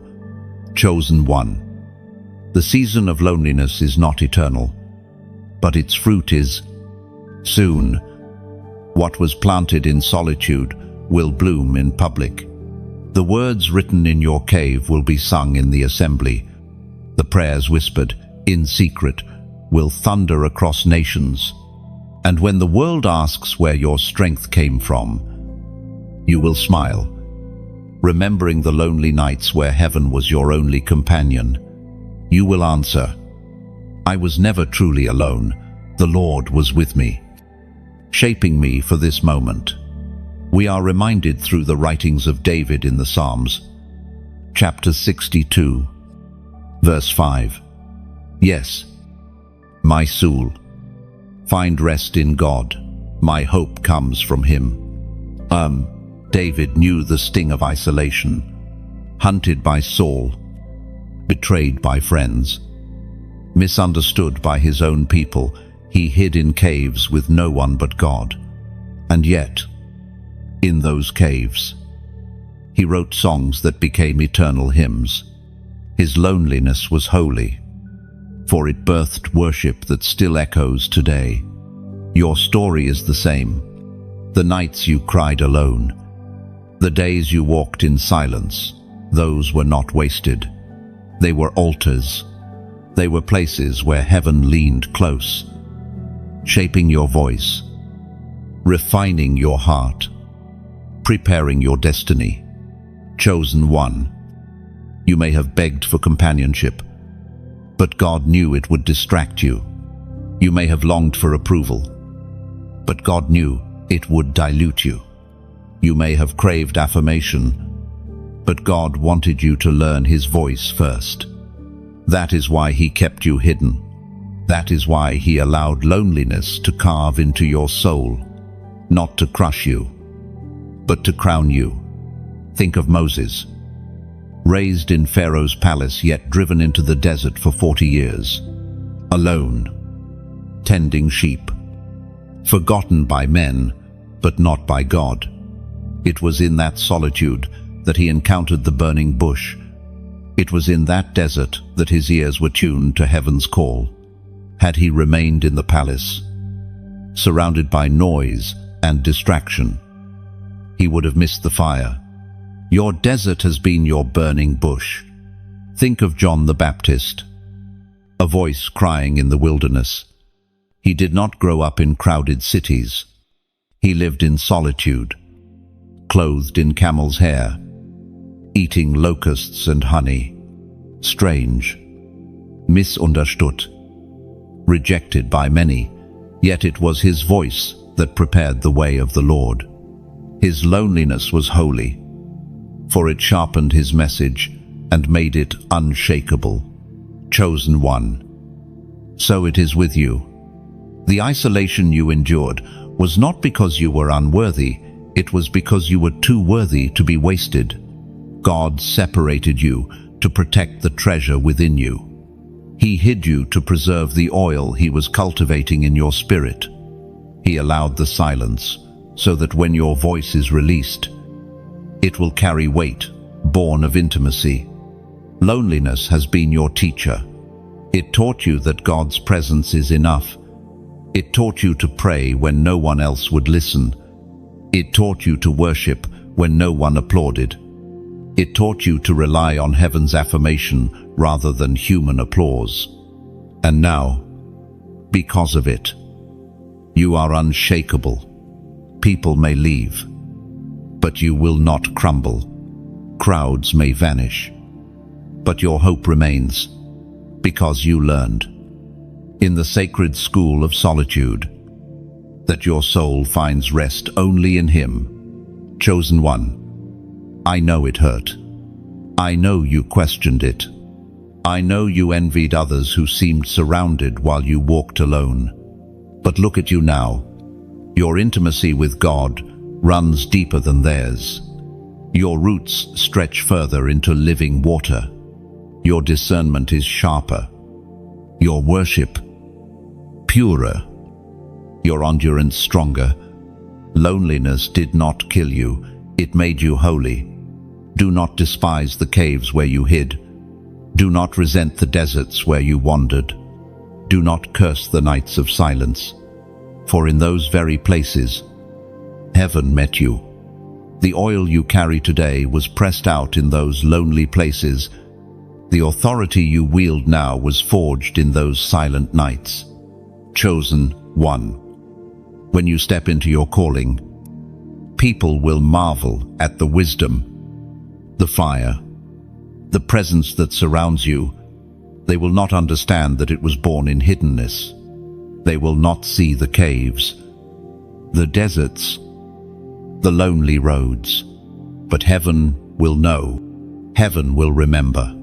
Heaven will say, "Well done, beloved one. You did not waste your loneliness. You allowed it to make you holy." Lift your head. Embrace your story. Loneliness was not your enemy, it was your sanctuary. And from that sanctuary, you are emerging stronger, purer, and more radiant than ever before. Chosen one, there have been seasons where you felt invisible, as though the world passed you by. You worked in silence, poured yourself out, and yet recognition never came. Others were celebrated while you remained in the shadows. You questioned whether heaven had overlooked you. You whispered, "Does anyone see me? Does anyone remember?" But hear me, you were hidden, not forgotten. Hiddenness is not the same as neglect. Hiddenness is protection. When God hides you, it is not because He does not value you, it is because He treasures you too much to expose you before the appointed time. A jewel is not tossed into the street for everyone to trample on. It is locked away until the right moment for its unveiling. That is your life. You are a treasure kept in the vault of heaven, and your season of hiding was for your preservation. Chosen one. Understand this. Visibility does not equal value. Many are seen, but few are chosen. Many are praised, but their roots are shallow. God loves you too much to release you into visibility before your roots are deep enough to endure the weight of destiny. So He kept you hidden, developing your character, sharpening your discernment, refining your spirit. The delay of exposure was the gift of protection. The Spirit spoke through the prophet Isaiah. Chapter 49, verse 2. He made my mouth like a sharpened sword. In the shadow of His hand He hid me. He made me into a polished arrow and concealed me in His quiver. Oh, notice the imagery. A sharpened sword, hidden in the shadow of His hand, a polished arrow, concealed in a quiver. What is hidden is not useless, it is prepared. The arrow is not forgotten in the quiver, it is being positioned for the perfect moment when it will be released with precision. In the same way, your hidden season has been preparation for the day when heaven will release you to strike with accuracy. Chosen one. Think about the times you longed to be seen. You wanted people to recognize your heart, your effort, your gifting, yet doors stayed shut, and opportunities slipped away. At the time, it felt cruel, but now you see. Those doors would have placed you in spaces where your foundation was not ready, where your gift might have outpaced your character. God did not hide you to punish you. He hid you to protect what He placed within you. Moses spent 40 years in the desert before he ever confronted Pharaoh. Joseph spent years in prison before he stood in Pharaoh's palace. David spent years tending sheep before he sat on the throne. In each case, hiddenness was the furnace where destiny was refined. You, too, have been in that furnace, and though the fire was hot, it has polished you into an arrow fit for the king's quiver. Chosen one. Do not despise hiddenness. It is the birthplace of intimacy. When the crowd is absent, God is present. When applause is silent, His voice grows louder. Hiddenness strips away distractions and teaches you to depend on heaven alone. It trains your spirit to value the secret place above the stage, the whisper of God above the praise of man. Your hidden years were not wasted, they were invested. Every unnoticed act of kindness, every prayer no one heard, every sacrifice unseen by men was seen and recorded by heaven. You may have thought, no one noticed, but heaven noticed. Angels watched. The Father smiled. The Spirit strengthened you. Nothing was wasted. Chosen one. Hiddenness has also been your protection from premature exposure. Imagine a fruit plucked too early. It looks ripe on the outside, but the inside is bitter. Had you been revealed too soon, the weight of visibility could have crushed you, but because you were hidden, your roots grew deep, your character was tested, your motives were purified. Now, when you are revealed, you will not crumble, you will stand. Do not envy those who were seen before you. Some who rise too quickly also fall quickly. Some who are celebrated too early are forgotten too soon. You are not called to be a fleeting spark. You are called to be an enduring flame. That is why you were hidden, so that when you shine, you will shine steadily, not briefly. Chosen one, the time of unveiling is near. But even as you step into visibility, never forget the lessons of hiddenness. The power is not in being seen. The power is in being prepared. The strength is not in applause. The strength is in obedience. The fruit is not in crowds. The fruit is in intimacy with the one who called you. So embrace your story. Thank God for every hidden season. Rejoice in every closed door, every unseen effort, every silent prayer. For these were the womb of your destiny, and from them you will emerge radiant, refined, and ready. Chosen one, hear this truth one last time. You were hidden, but never forgotten. You were concealed, but never abandoned. You were preserved, because you are precious. And now, like an arrow polished and prepared, you will be released at the perfect moment. Heaven has not forgotten you. It has been preparing you. Chosen one, your name is written long before you felt the weight of calling, long before you endured the furnace of affliction, long before you faced the storms that shaped you. Your name was recorded in the Lamb's Book of Life. This truth alone is enough to steady your heart in the darkest night. You are not forgotten in heaven's records. You are not lost in the shuffle of eternity. You are seen, known, and sealed. When you think of the weight of rejection you have carried, remember this. Human rejection cannot erase divine inscription. People may forget your name, but heaven never will. Circumstances may try to define you, but your true identity has been written in eternal ink. Nothing can blot it out. Nothing can erase it. Nothing can override the decision of God to choose you. Chosen one. Do you know what this means? It means you are secure. Even when life feels uncertain, your destiny is not. Even when storms rage, your foundation remains unshaken. Even when doubt whispers in your ear, heaven's record speaks louder. You are chosen, and your name is written in the place that matters most. The voice of Jesus himself speaks in the Gospel of Luke, chapter 10, verse 20. Rejoice that your names are written in heaven. This is not wishful thinking. It is a declaration. Your joy is not rooted in fleeting success, temporary recognition, or earthly victories. Your joy is anchored in this. Heaven knows your name.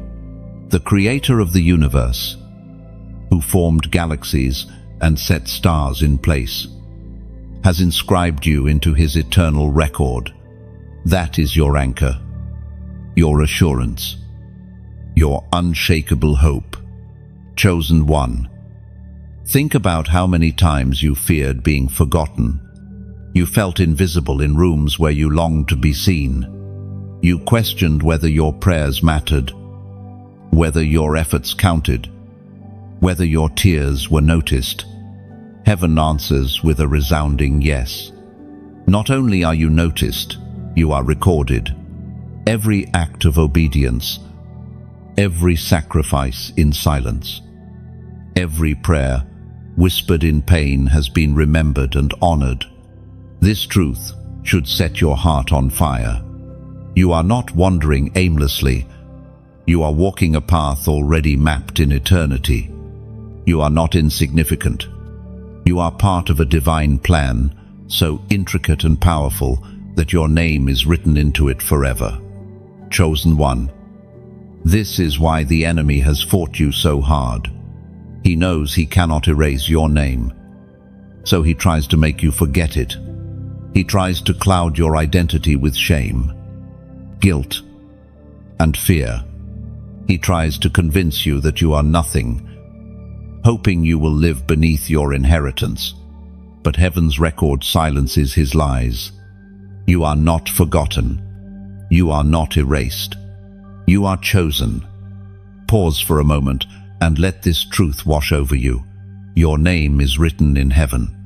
That means your struggles cannot disqualify you. That means your scars cannot diminish your worth.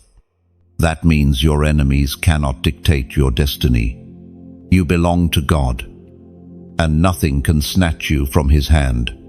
Chosen one. This message is too precious to keep silent. If it has touched your spirit, if it has reminded you of your eternal worth, I ask you to take a step of obedience, like this message, so that others who are searching in silence may find it. Share it with someone who has forgotten their value, so they too may remember their name is written. Leave a comment, even just a simple, "I receive this," because your declaration becomes a seal in your heart. And if you have not yet, subscribe, so that each word of revelation continues to meet you right where you are, building you up in the truth of your identity. This is not about numbers. It is about reaching every chosen one who feels invisible, reminding them that their invisibility is an illusion, for heaven has seen them all along. When you interact, you are helping this message find them. You are helping heaven's reminder reach their hearts. Chosen one. Take joy in this truth. No matter what season you are in, your name is safe. It cannot be lost in the noise of the world. It cannot be erased by failure. It cannot be stolen by darkness. It is guarded in heaven's archives, engraved in love, sealed in eternity. Do not fear being forgotten. Do not tremble at rejection. Do not let loneliness convince you that you are unseen. You are written. You are known. You are sealed. One day, when you stand before the throne, your name will be spoken, not as a stranger, but as a beloved one. Heaven will open its records, and the Lamb's book of life will bear witness to your belonging. That moment will silence every lie you ever believed, every doubt you ever carried, every fear that ever haunted you. Until then, let this truth be your comfort, your strength, and your joy. Chosen one. Rejoice. Lift your head.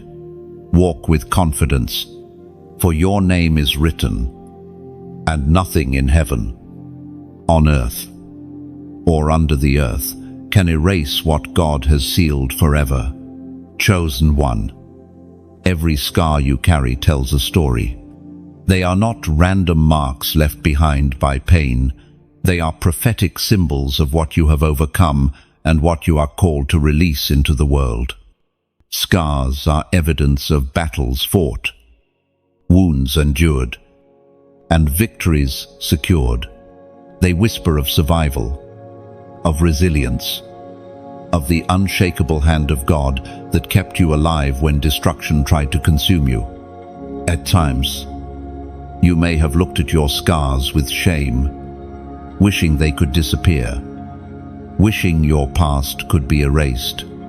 You may have hidden them, fearing others would see weakness or failure. But heaven looks at those same scars and sees testimonies. Heaven sees reminders of grace, mercy, and strength. Where you saw disqualification, God sees préparation. Where you saw ruin, God sees resurrection. Chosen one. Remember this truth. Wounds that are healed become testimonies, and testimonies are weapons. The enemy hoped your scars would silence you, but they will become the very reason others listen. Because when you speak, you will not speak theory, you will speak from experience. You will declare not only that God delivers, but that He delivered you. Scripture says in the book of Revelation, chapter 12, verset 11, they triumphed over him by the blood of the Lamb and by the word of their testimony. This verse reveals the power of your scars. Testimony is not theory. It is not mere words. It is lived truth. It is the sound of victory echoing from the place where wounds once bled. Your scars carry that power. They are proof that you faced battles designed to kill you, and yet you survived. And survival itself is a declaration of triumph. Chosen one. Scars are not signs of weakness. They are evidence of healing. A wound still open bleeds and burns, but a scar shows that the wound has closed. It may have hurt, but it did not destroy you. The scar is proof that time, grace, and God's hand brought restoration. Every scar is a living prophecy declaring, if God healed me then, He can heal again. Think of Thomas, the disciple who doubted the resurrection. He demanded to see the scars in Jesus' hands before he believed, and when Jesus showed his scars, Thomas fell in worship. Notice that Jesus did not hide his scars. He revealed them.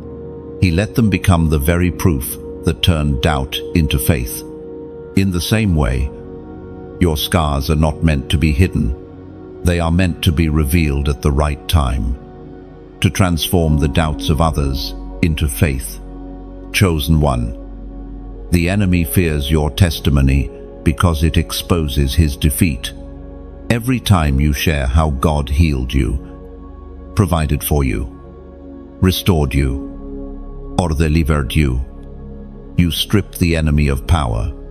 What was meant to shame you becomes the very weapon that defeats him. Your scars are holy because they carry the fragrance of redemption. Consider Joseph, betrayed by his brothers, sold into slavery, imprisoned unjustly. His life bore scars of deep pain. Yet when he stood in Pharaoh's palace, those scars became the reason he could save nations. His pain positioned him for purpose. His scars became prophecy, declaring that what the enemy meant for evil, God turned for good. Chosen one. Your life is no different. The betrayals, the heartbreaks, the losses, the battles they left marks on you. Yes, but those marks are maps. They trace the journey of a chosen one who refused to quit. They tell the story of resilience that will inspire others. They are signs of authority. Because you endured, you carry authority to speak into the lives of others, walking through the same valleys. Do not despise your scars. They are proof you have lived. Proof you have fought. Proof you have overcome. They carry wisdom others cannot find in books. They carry empathy others cannot fake. They carry authority others cannot imitate.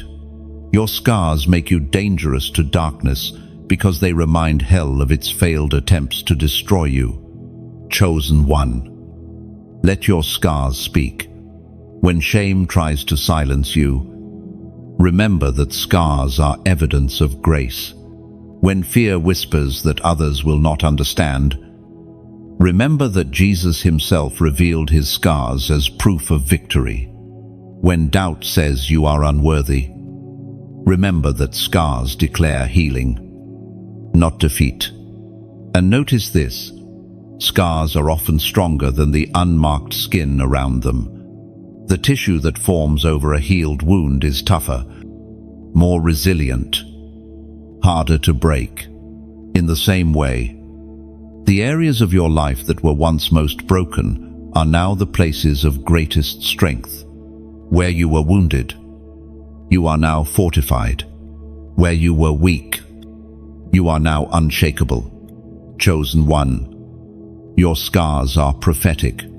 They point forward as much as they point backward. They say, if God carried me through that, he will carry me through what comes next.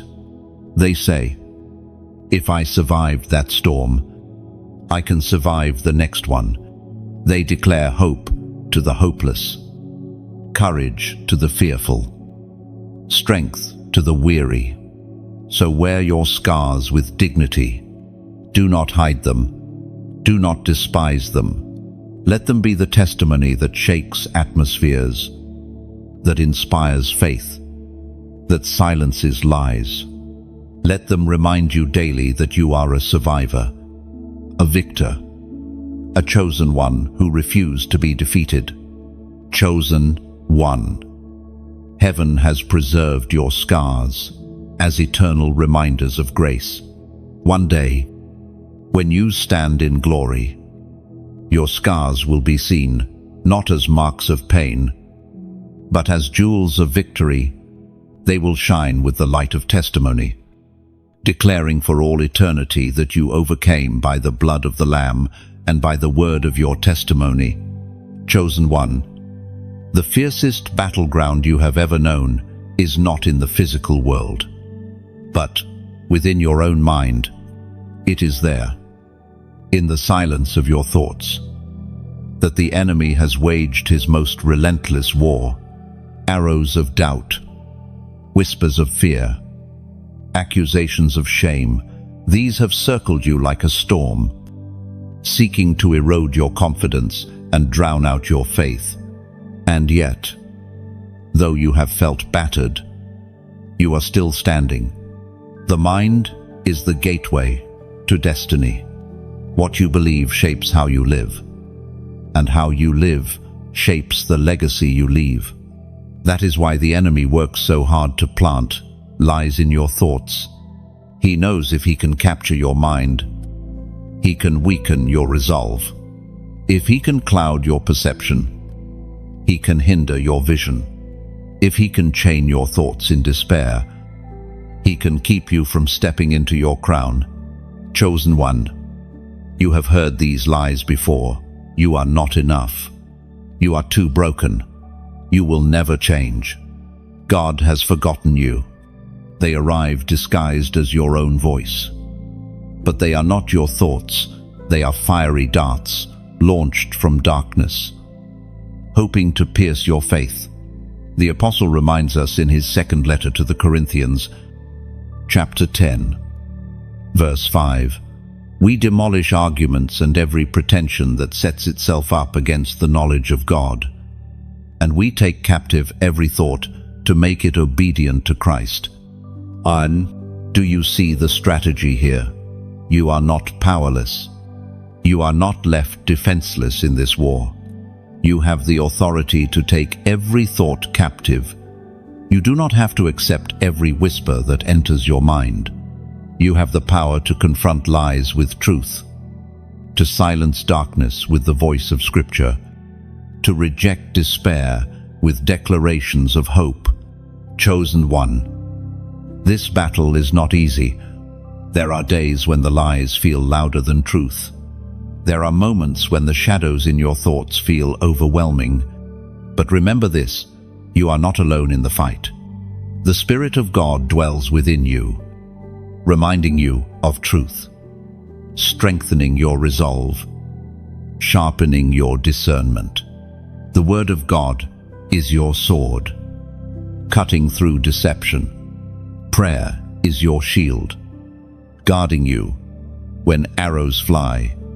Worship is your fortress, shifting atmospheres in your favor. Think of Jesus in the wilderness. The enemy attacked him not with physical blows, but with words, twisting scripture, planting doubt. Yet Jesus responded with truth, declaring, "It is written." He showed us the pattern. Lies are defeated not with silence, but with scripture. Every time the enemy whispered, Jesus countered with the eternal word of God. And so must you, chosen one. You must recognize your authority. You are not a passive victim of thoughts. You are a warrior equipped with divine weapons.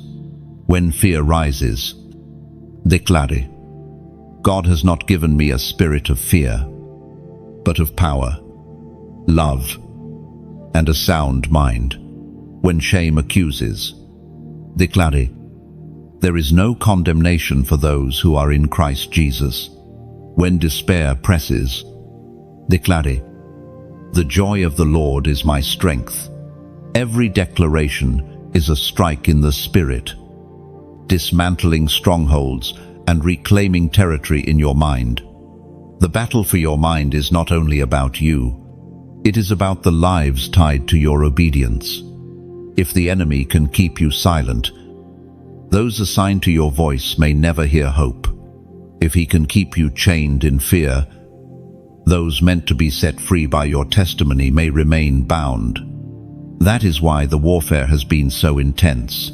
Your mind is the gateway not only to your destiny, but to the destinies of others. Chosen one, do not be surprised when the attacks feel relentless. It is because your calling is weighty. The enemy knows what will happen if you fully renew your mind, if you fully embrace truth, if you fully rise in identity. That is why he fights so hard. But take courage. His fight is proof of your value. You may feel weary, but do not give up. Even when thoughts overwhelm you, know this: the Spirit is interceding for you.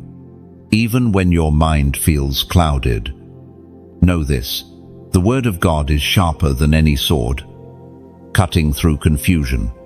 Even when you feel surrounded, know this: you have the authority to command peace. Chosen one, renew your mind daily. Guard it as treasure. Fill it with the Word. Surround it with worship. Anchor it in prayer. Do not let lies fester unchecked. Expose them to the light of truth. Do not let shame dictate your identity. Remind yourself of who you are in Christ. Do not let fear paralyze your steps. Declare courage, even when your knees tremble. This battle is ongoing, but it is not endless.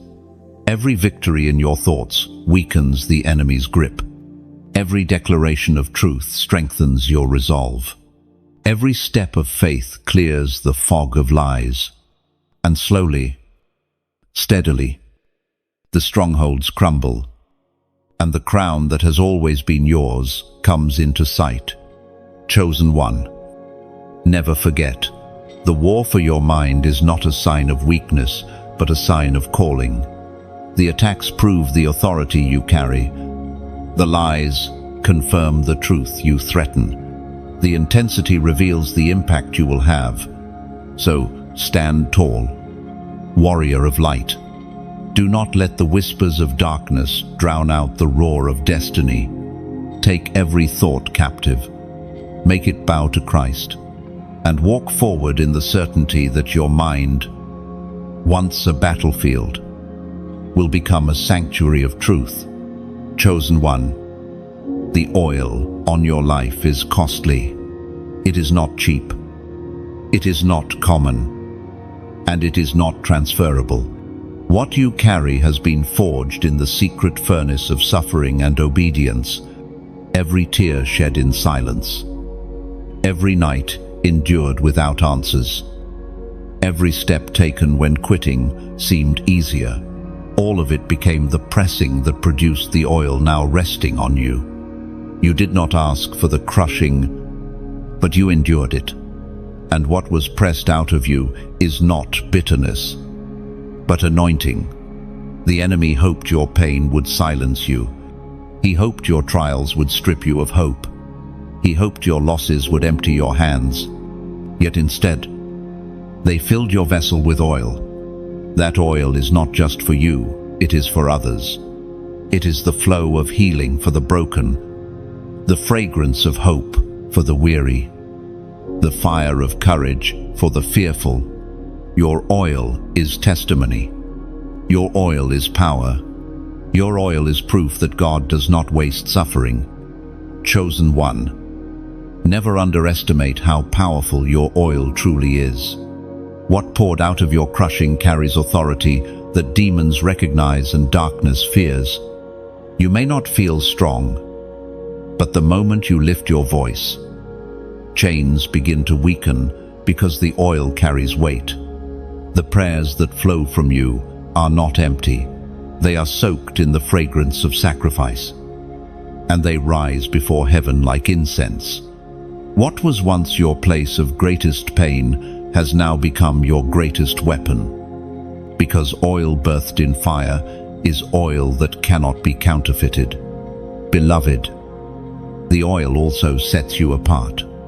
Others may mimic your words, imitate your style, or replicate your actions, but they cannot copy your oil. It was produced through nights they never lived, through tears they never cried, through valleys they never walked.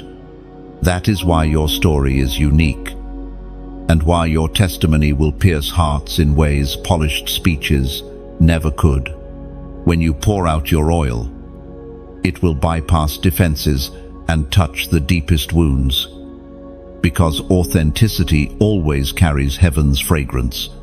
Your oil is sacred, and it was entrusted to you for such a time as this. It was proclaimed in the second letter to Timothy, chapter 1, verse 7. For God has not given us a spirit of fear, but of power, of love, and of a sound mind. N1. Fear was the weapon that stalked you in the crushing. Fear whispered, "This will destroy you. You will not recover. You are finished." But fear was silenced. Out of your breaking, power rose. Out of your losses, love flowed. Out of your chaos, soundness of mind was born. The very places where fear tried to rule have now become the very wells of your anointing. Chosen one. Oil is only produced through pressure. Grapes do not become wine unless they are crushed. Olives do not yield oil unless they are pressed. And hearts do not carry anointing unless they endure seasons of breaking. You know this firsthand. You have felt the press, the squeeze, the weight. You thought it was meant to end you, but it was meant to release what was hidden inside you all along. The oil you carry is unique. It cannot be duplicated, because no one else walked through your exact battles. No one else endured your exact crushing. No one else survived your exact fire. Your oil has a fragrance all its own. It carries the weight of your story, the authority of your scars, the fire of your survival. This is why the enemy fears you. He knows your oil will break chains that sermons alone cannot break. He knows your oil will heal wounds that words alone cannot reach. He knows your oil will set captives free. Do not despise the cost of your oil. Others may never know what it cost you, but heaven knows. Every cry in the night, every moment of surrender, every sacrifice unseen by men has been gathered into the weight of your anointing. That is why you cannot afford to treat it lightly. Guard it, steward it, Pour it only where heaven leads. Your oil is holy. Chosen one. You must also see this. Your oil was never meant to stay in your jar. It is meant to be poured out. Like the woman with the alabaster jar who broke it at Jesus' feet. Your oil becomes most powerful when surrendered. As long as it stays hidden, it is potential. But when poured, it becomes transformation. Do not withhold your story. Do not silence your testimony. Do not let fear convince you to hide your oil. Someone's breakthrough is locked inside your obedience to pour. Think of the widow in the days of Elisha. All she had was a small jar of oil. It seemed insignificant. Yet when she poured it, it multiplied. It filled vessel after vessel until every jar was full. That is your story. What feels small in your hands will multiply in the Spirit. The more you pour, the more heaven will release. Chosen one. Today, I invite you to mark this truth with a prophetic act. Type the number 444 inches, the comments. This number signifies stability, foundation, and the establishment of God's promises. By declaring 444, you are testifying, my oil is not wasted. My crushing was not in vain. My anointing is established on the foundation of Christ, and I will pour it where He sends me. It is not just digits on a screen. It is your declaration of agreement with heaven that the season of hiding is over, and the season of pouring has begun. Do not dismiss this as small. Heaven often attaches power to simple acts of obedience. When you type 444, you are sealing the truth that your oil is holy, costly, and ready to flow. You are proclaiming that fear no longer silences you, that shame no longer cages you, and that the anointing on your life will accomplish what it was sent to do. Chosen one. Your oil is more than survival. It is supply. It will feed nations. It will heal families. It will spark revival. You may feel ordinary, but your oil is extraordinary. You may feel weary, but your oil is eternal. You may feel overlooked, but your oil is undeniable. Do not hide it. Do not hoard it. Pour it out, and watch heaven multiply it. Lift your head. Carry your jar with reverence. Pour it with boldness, and let the fragrance of your oil fill every place you enter. For this is the legacy of the chosen, crushed, but not destroyed, pressed, but not wasted, broken, but overflowing with oil. Chosen one. The wilderness has been your teacher. It has been long, dry, and merciless at times, yet it has shaped you into a vessel fit for destiny. You looked around in those barren seasons and saw nothing but emptiness. Friends were absent, resources scarce, prayers unanswered.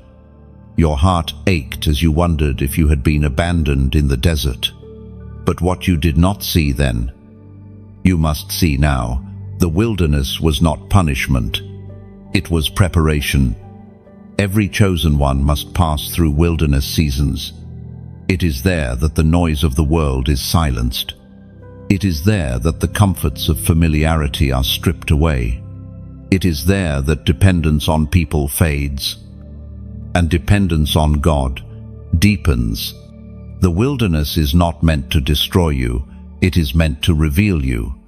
Think of Israel, led out of Egypt with miracles, signs, and wonders. They could have reached the promised land in days, but God led them through the desert for 40 years. Why? Because He was not just delivering them out of slavery, He was teaching them to live as free people. The wilderness was their training ground, where they learned trust, obedience, and faith. So it has been with you, chosen one. Your wilderness was the soil where endurance grew. It stripped away illusions and left only what was real. It tested your faith until you knew it was genuine.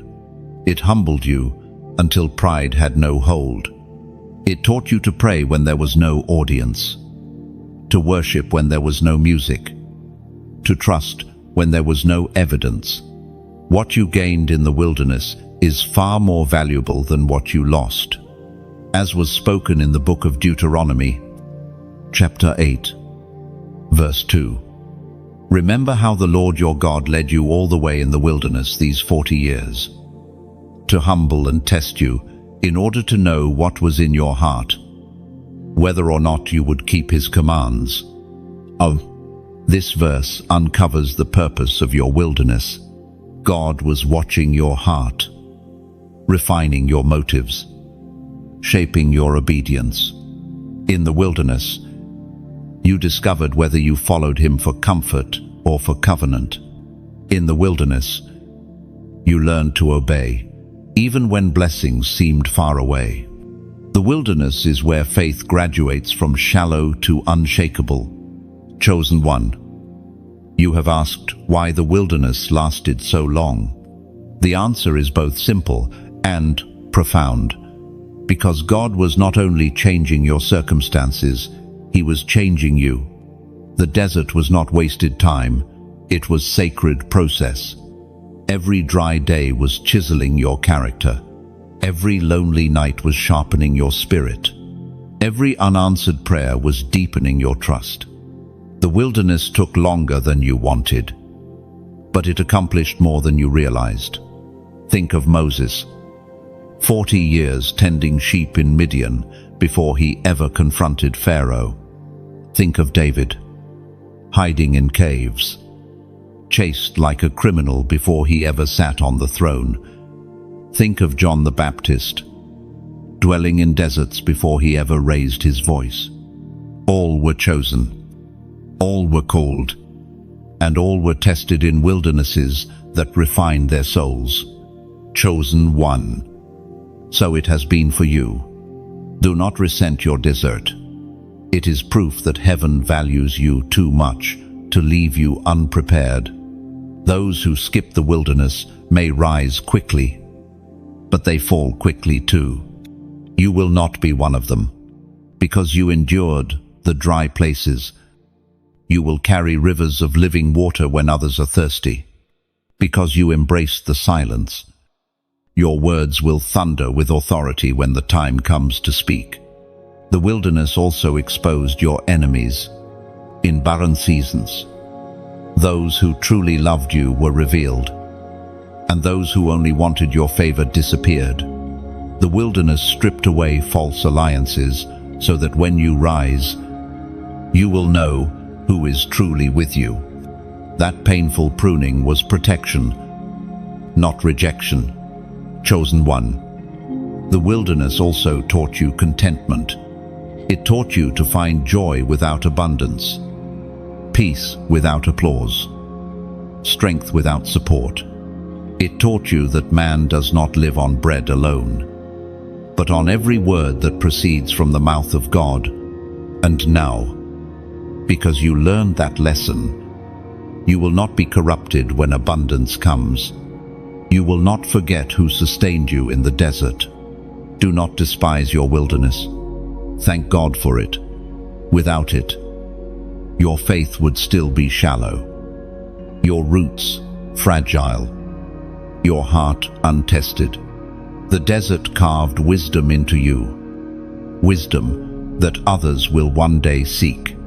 The loneliness you endured will become compassion for others walking alone. The dryness you survived will become rivers of encouragement flowing through your words.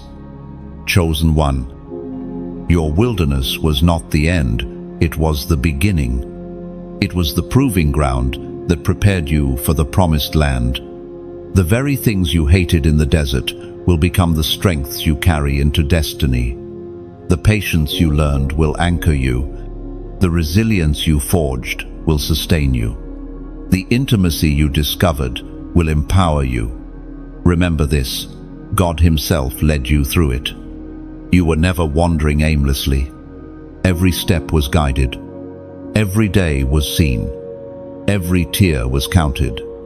The wilderness was not random, it was orchestrated. And now, as you emerge, you will see the fruit of your endurance. Chosen one, lift your eyes. The wilderness has done its work. You are not the same person who entered it. You are stronger, wiser, deeper, holier. You carry authority that only comes from surviving deserts. And soon, the very place that looked barren will bloom, and the promises you waited for will unfold before your eyes. The wilderness prepared you, but it does not define you. It was a chapter, not the whole story. And now, the page is turning. Destiny awaits. Chosen one, do you realize the authority you carry? Do you understand the effect of your presence in the spirit realm? You terrify darkness. This is not poetic exaggeration. It is truth. When you walk into a room, the very atmosphere shifts. When you pray, chains begin to rattle. When you speak, lies begin to crumble. The enemy trembles because he knows you have been marked, sealed, and empowered by the living God. You have felt the intensity of warfare around your life, haven't you? The sleepless nights, the sudden discouragement, the relentless attacks, it all confirms the same thing. You are a threat to the kingdom of darkness. Hell does not waste its energy on those who pose no danger. The fact that you are fought so fiercely is evidence that your light is disruptive. Your voice is dangerous, and your destiny is unstoppable. Chosen one, never mistake intimidation for defeat. The battles you face are not signs of weakness, they are signs of value. The enemy fears what will happen when you rise fully into your calling. He fears the souls that will be rescued through your testimony. He fears the generational chains that will snap when you declare freedom.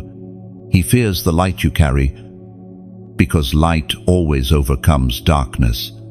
It was proclaimed in the Gospel of Matthew, chapter 5, verse 14. You are the light of the world. A town built on a hill cannot be hidden. Do you see it? You are light, not a flickering candle about to go out, but a blazing torch set on high. Darkness does not negotiate with light, it flees from it. That is why you disrupt rooms. That is why people who harbor hidden motives sometimes feel uneasy around you. That is why atmospheres shift when you enter. It is not because of who you are in the natural, but because of the Spirit of God within you. Chosen one. This revelation should change the way you walk. Stop apologizing for your light. Stop shrinking so others feel comfortable. Stop dimming your flame to blend into shadows. You were never meant to be hidden. You were meant to be placed high, to shine boldly, to pierce through despair. Your light is not arrogance, it is assignment. Your light is not self-made, it is God-given. The enemy hopes you will doubt this. He whispers that you are insignificant, that your voice is too small, that your battles disqualify you. But lies do not erase truth. And the truth is this: you terrify darkness. That is why attacks increase as you step closer to destiny. That is why warfare rises the moment you begin to obey. Because hell knows obedience releases power, and power releases freedom. Chosen one, hear me. You are dangerous not because of perfection but because of presence. The presence of the living God dwells in you, and that presence alone makes you untouchable. Do not measure your authority by your feelings, measure it by His word. Even when you feel weak, His power is strong in you. Even when you feel unworthy, His Spirit testifies that you are chosen. Even when you feel overwhelmed, the truth remains. Darkness fears you. Now, pause with me. This word is not just meant to inspire you, it is meant to activate you. If you know this message has stirred your spirit, then I invite you to respond in faith. Like this message, not for me, but so that it reaches others who need to awaken to the same truth. Share it, because someone scrolling in silence right now needs to know that they, too, are a terror to darkness. And if you have not yet, subscribe, because more words like this are waiting, and you cannot afford to miss what heaven is releasing in this season. When you engage, you are not just supporting, you are spreading light. Every like is a spark, every share a torch, every subscription another flame added to the fire. Together, the chosen ones become a city on a hill, blazing so brightly that no shadow can stand against it. Chosen one, never forget, your authority is not earned, it is given. It flows from the one who conquered death and rose victorious. His victory is your victory. His authority is your authority. That is why demons scatter when you speak His name. That is why chains fall when you declare His truth. That is why atmospheres shift when you carry His presence. You do not need to fear the darkness, it fears you. You do not need to run from the battle. The battle is already won. You do not need to hide your light. It was meant to shine. The more you walk in this truth, the more unstoppable you become. Chosen one.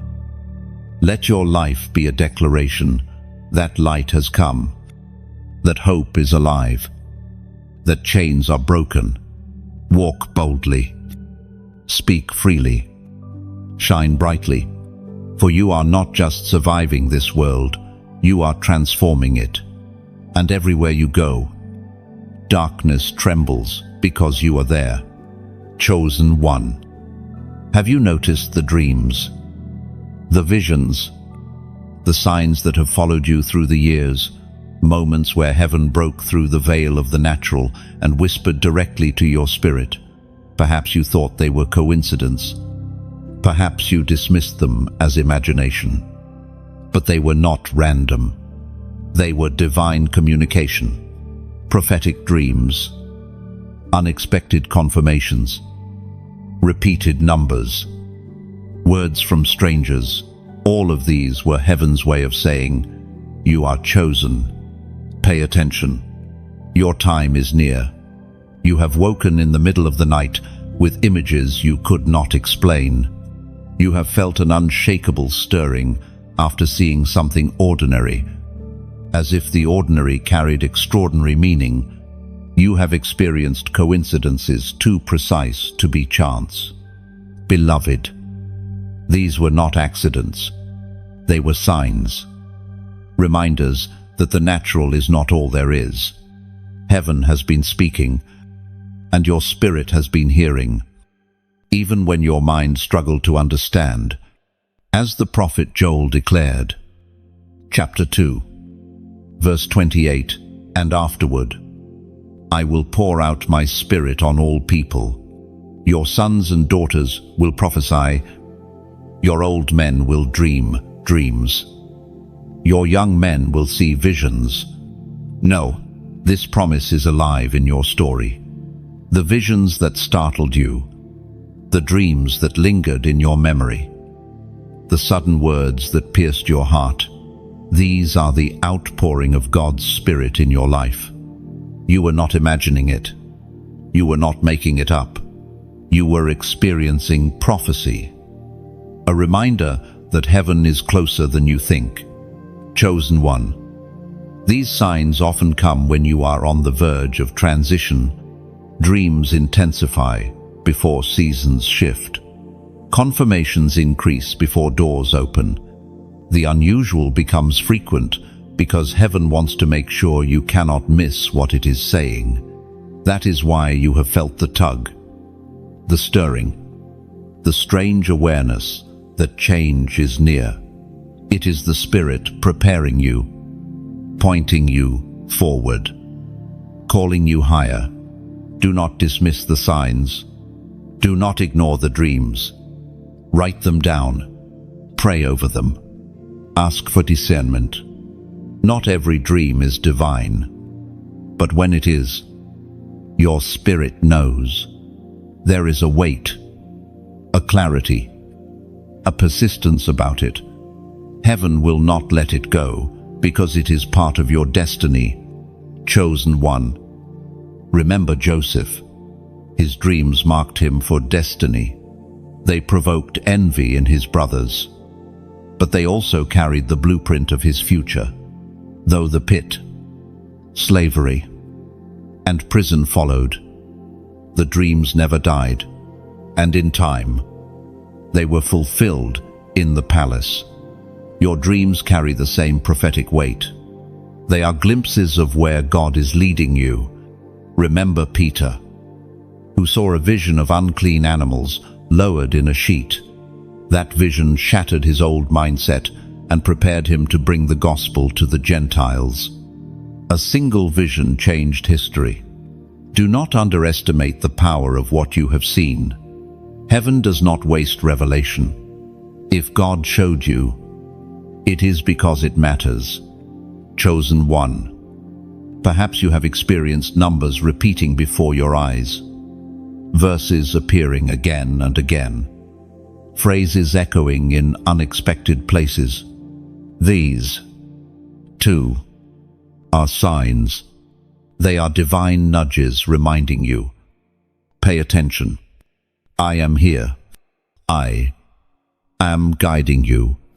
Do not brush them off as coincidence. Heaven is precise. Some of these signs came at your lowest points, when you were ready to quit. A dream reminded you of your future.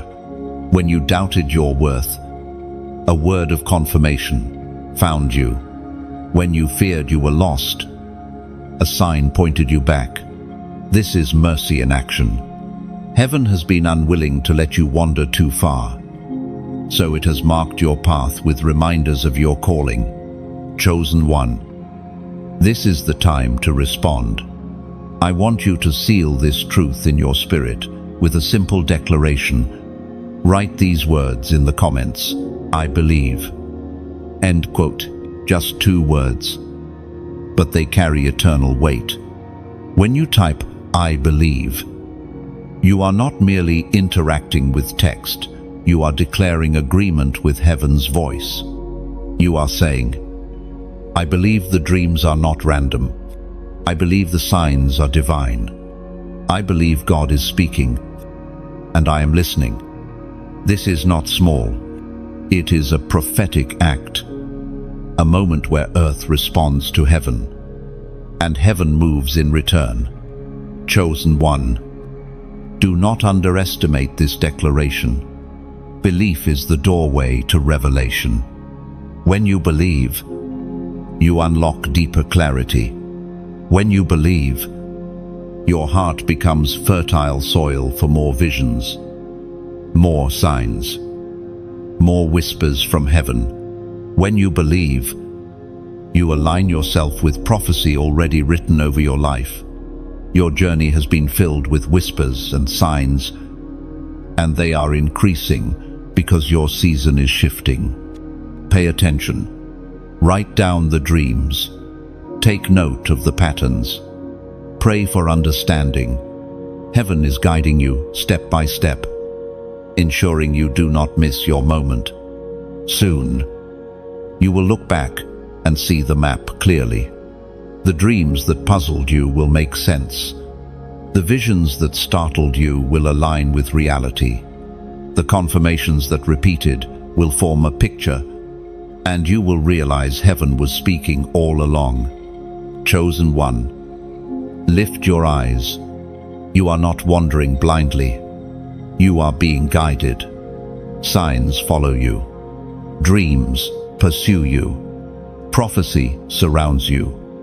All of creation is conspiring with heaven to remind you that you are chosen, that your destiny is secure, that your future is unfolding even now. Believe it, embrace it, walk in it, for the Spirit has been poured out, and you are living proof of His promise. Chosen one. Destiny does not unfold in comfort. It is forged in the furnace of endurance, where every step forward feels like a battle and every breath becomes an act of faith. You know this well. There have been seasons where quitting seemed easier, where giving in to despair felt tempting, where the weight of your journey nearly crushed your resolve. And yet, here you are. You did not quit. You kept walking. You endured. Endurance is not glamorous. It does not come with applause or celebration. Often, it looks like silent persistence, getting out of bed when you feel broken, whispering a prayer when words fail, taking one more step when everything in you screams to stop. But in those hidden acts of perseverance, heaven sees greatness. Because endurance is the mark of the chosen, the Apostle Paul wrote in the letter to the Hebrews, chapter 12, verse 1, "Let us run with perseverance the race marked out for us." No, this race is not a sprint, it is a marathon. It demands patience, resilience, and faith that outlasts discouragement. The chosen are not those who never stumble, but those who rise again and again, refusing to stop until they reach the finish line. And that is you. Beloved, you have stumbled, but you have risen. You have faltered, but you have pressed on. You have been wounded, but you have kept walking. That is endurance. And that is victory. Chosen one. Endurance does not mean you never feel weary. It means you keep going even when weary. It does not mean you never cry. It means you keep believing through the tears. It does not mean you never question. It means you trust even when answers are absent. Endurance is faith stretched over time. Faith that chooses to stand when standing hurts. Faith that clings to hope when hope seems far away.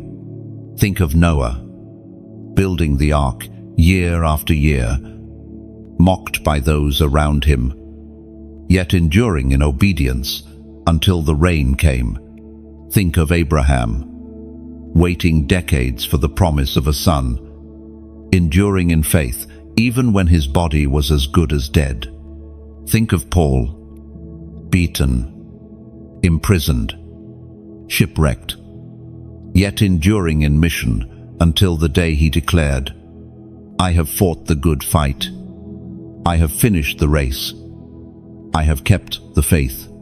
Their stories are proof that endurance births glory. Chosen one. Your endurance has not gone unnoticed.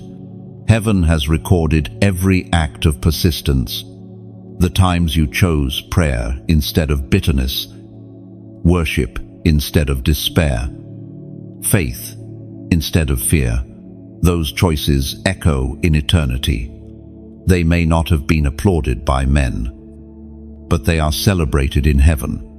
Angels marvel at your endurance because it mirrors the endurance of Christ himself.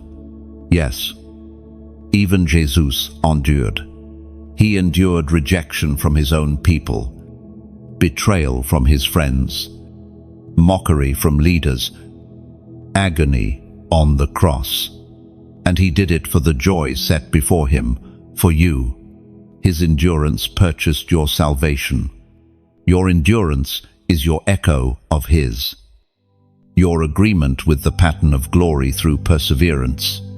Chosen one. Endurance is the secret to inheritance. Promises are not given to the fastest or the strongest, but to those who endure. Crowns are not placed on those who start the race, but on those who finish it. And you are being shaped into a finisher. That is why the journey has been long. That is why the battles have been fierce. Because endurance is being carved into your spirit. At times, you have cried, "Lord, how much longer?" And heaven has whispered, "Long enough to make you unshakable." Endurance is not measured in days, but in depth. God is not simply stretching your timeline, he is stretching your capacity.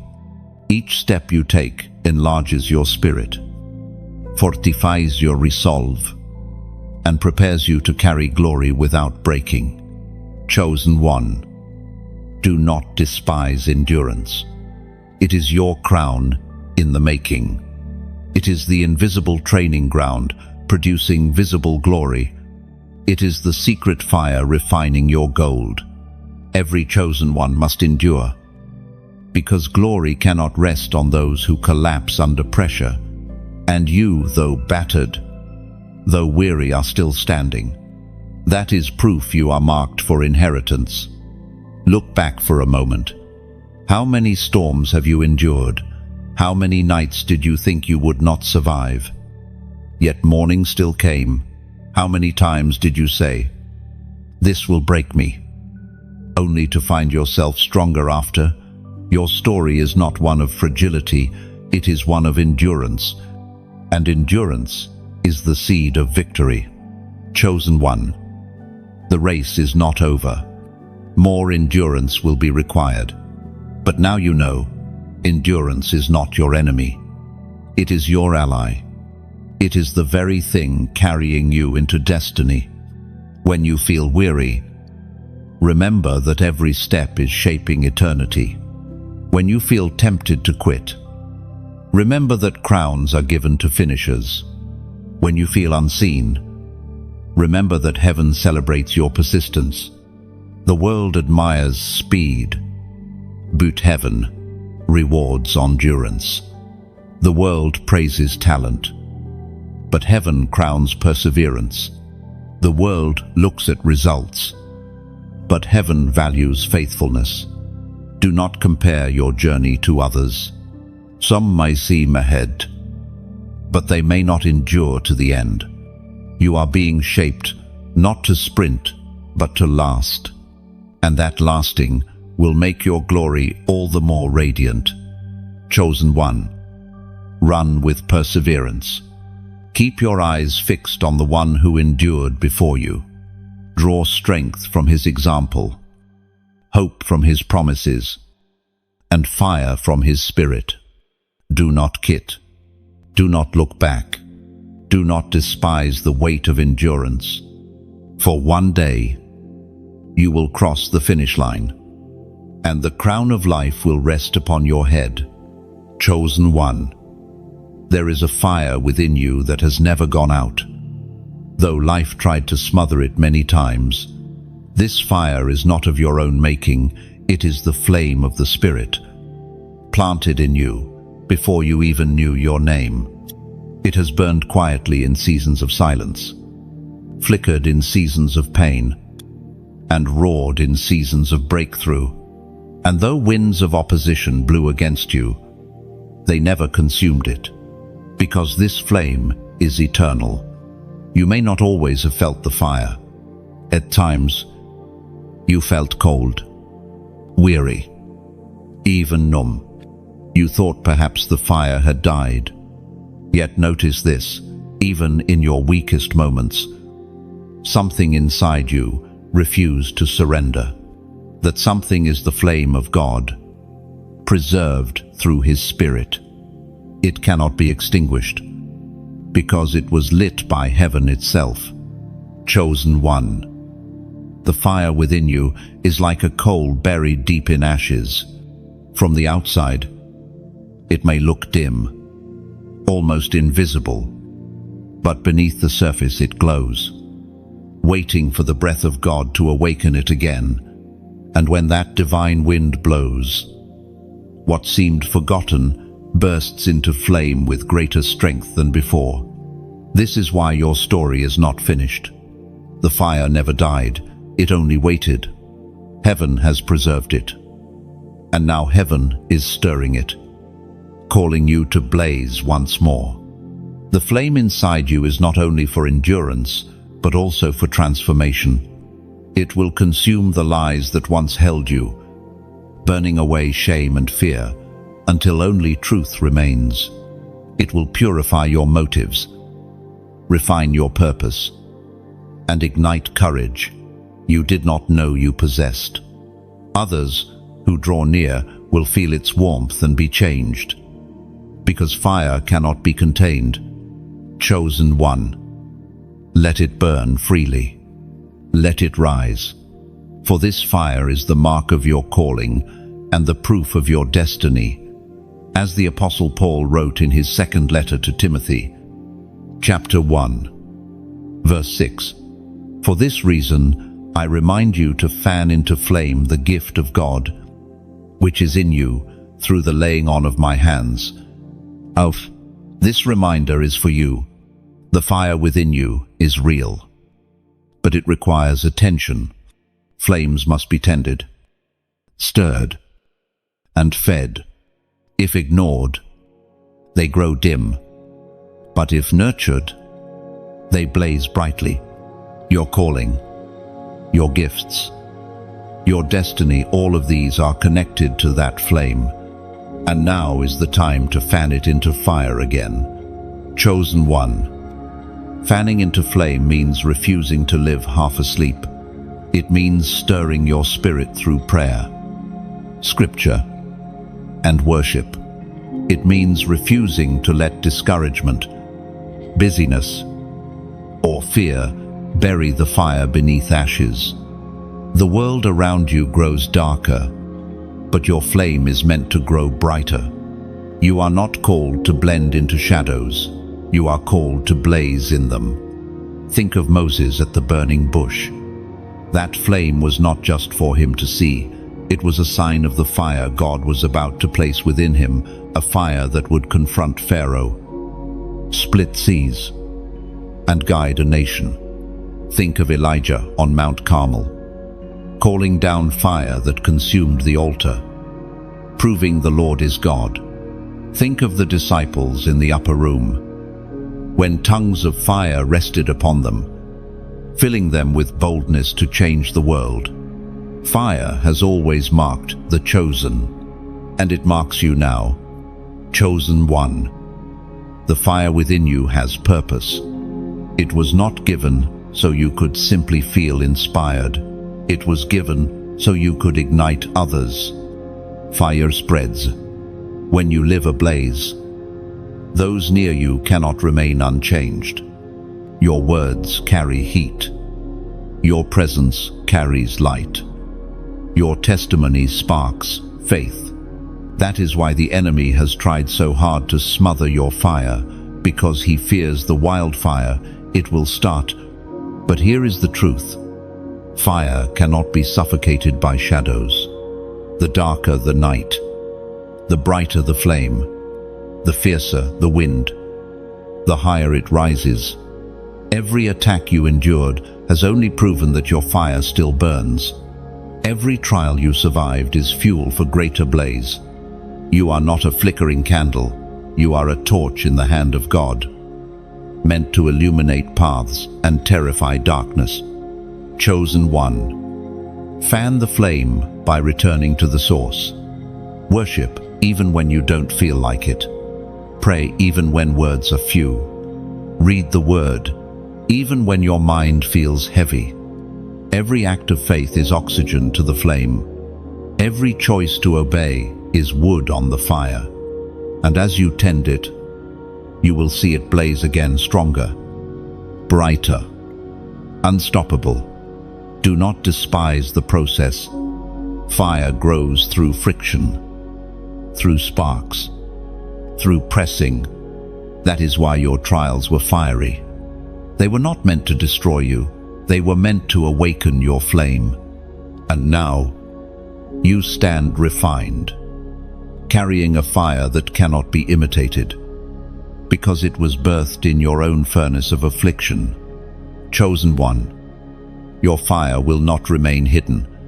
Just as a city on a hill cannot be concealed, neither can a flame destined to light nations.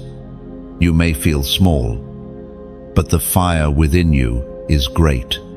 You may feel weary, but the fire within you is eternal. You may feel overlooked, but the fire within you will draw eyes when the time is right. There will come moments when you feel the fire surge unexpectedly, a word leaping in your spirit, a boldness rising in your voice, a passion that cannot be silenced. Do not ignore those moments. They are signs. The Spirit is stirring your flame for a purpose. Step into them. Speak when prompted. Move when nudged. Pray when stirred. For the fire is not ornamental, it is functional. It was given for action. Chosen one. Lift your head. You are a carrier of holy fire. Tend it, guard it, feed it, and let it blaze without apology.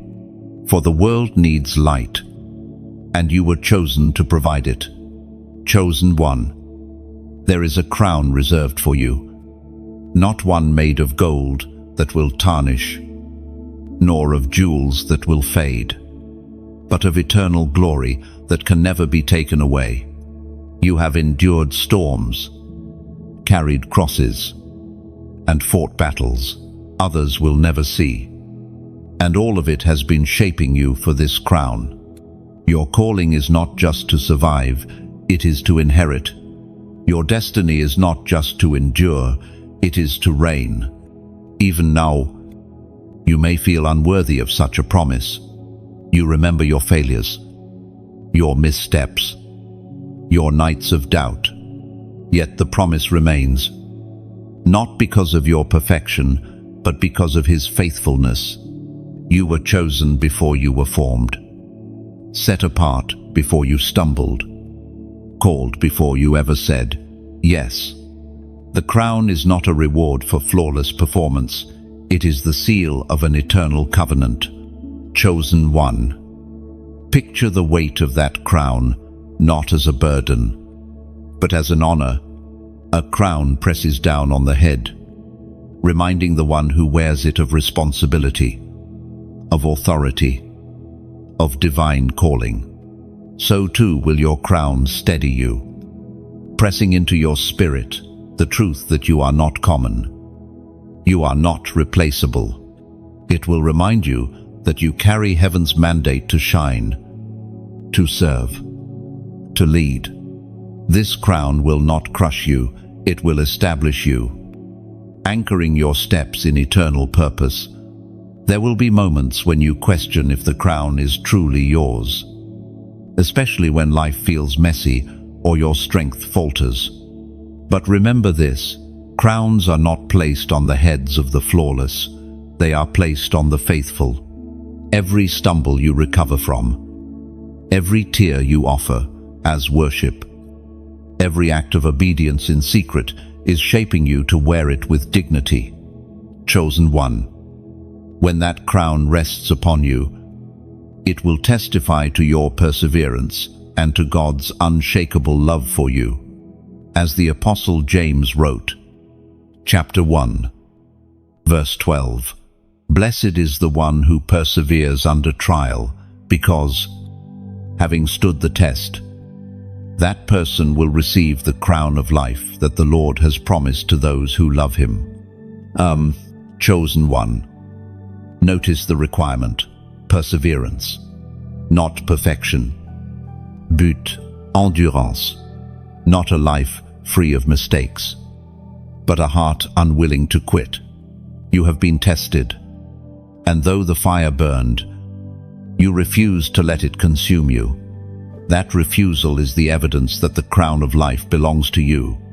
The trials you faced were not random, they were refinements. Every loss, every tear, every valley was shaping you into someone who could carry the crown without letting it crush you.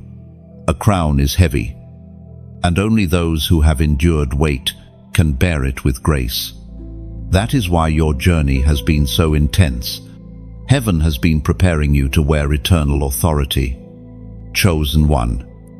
The crown waiting for you is not just for eternity. It is also a mantle in the present. It symbolizes identity, authority, and destiny. Even now, you walk crowned in the Spirit. Angels see it. Though men may not, darkness trembles before it.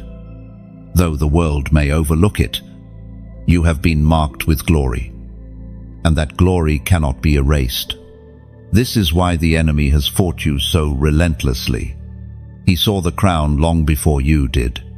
He knew the authority you would carry, so he tried to bury you in shame, bind you in fear, drown you in despair. But his attempts failed. You still stand, and every time you rise, the crown becomes more visible, more undeniable, more radiant. Chosen one. Crowns are not given to quitters. They are given to finishers. You have not finished yet, but your perseverance is proof that you will. Heaven does not crown intentions, it crowns endurance. And endurance is written into your spirit. You may stumble, but you rise. You may doubt, but you continue. You may weep, but you endure. That is why your crown is certain. Now, I want you to respond prophetically. Type the number 777 inches, the comments.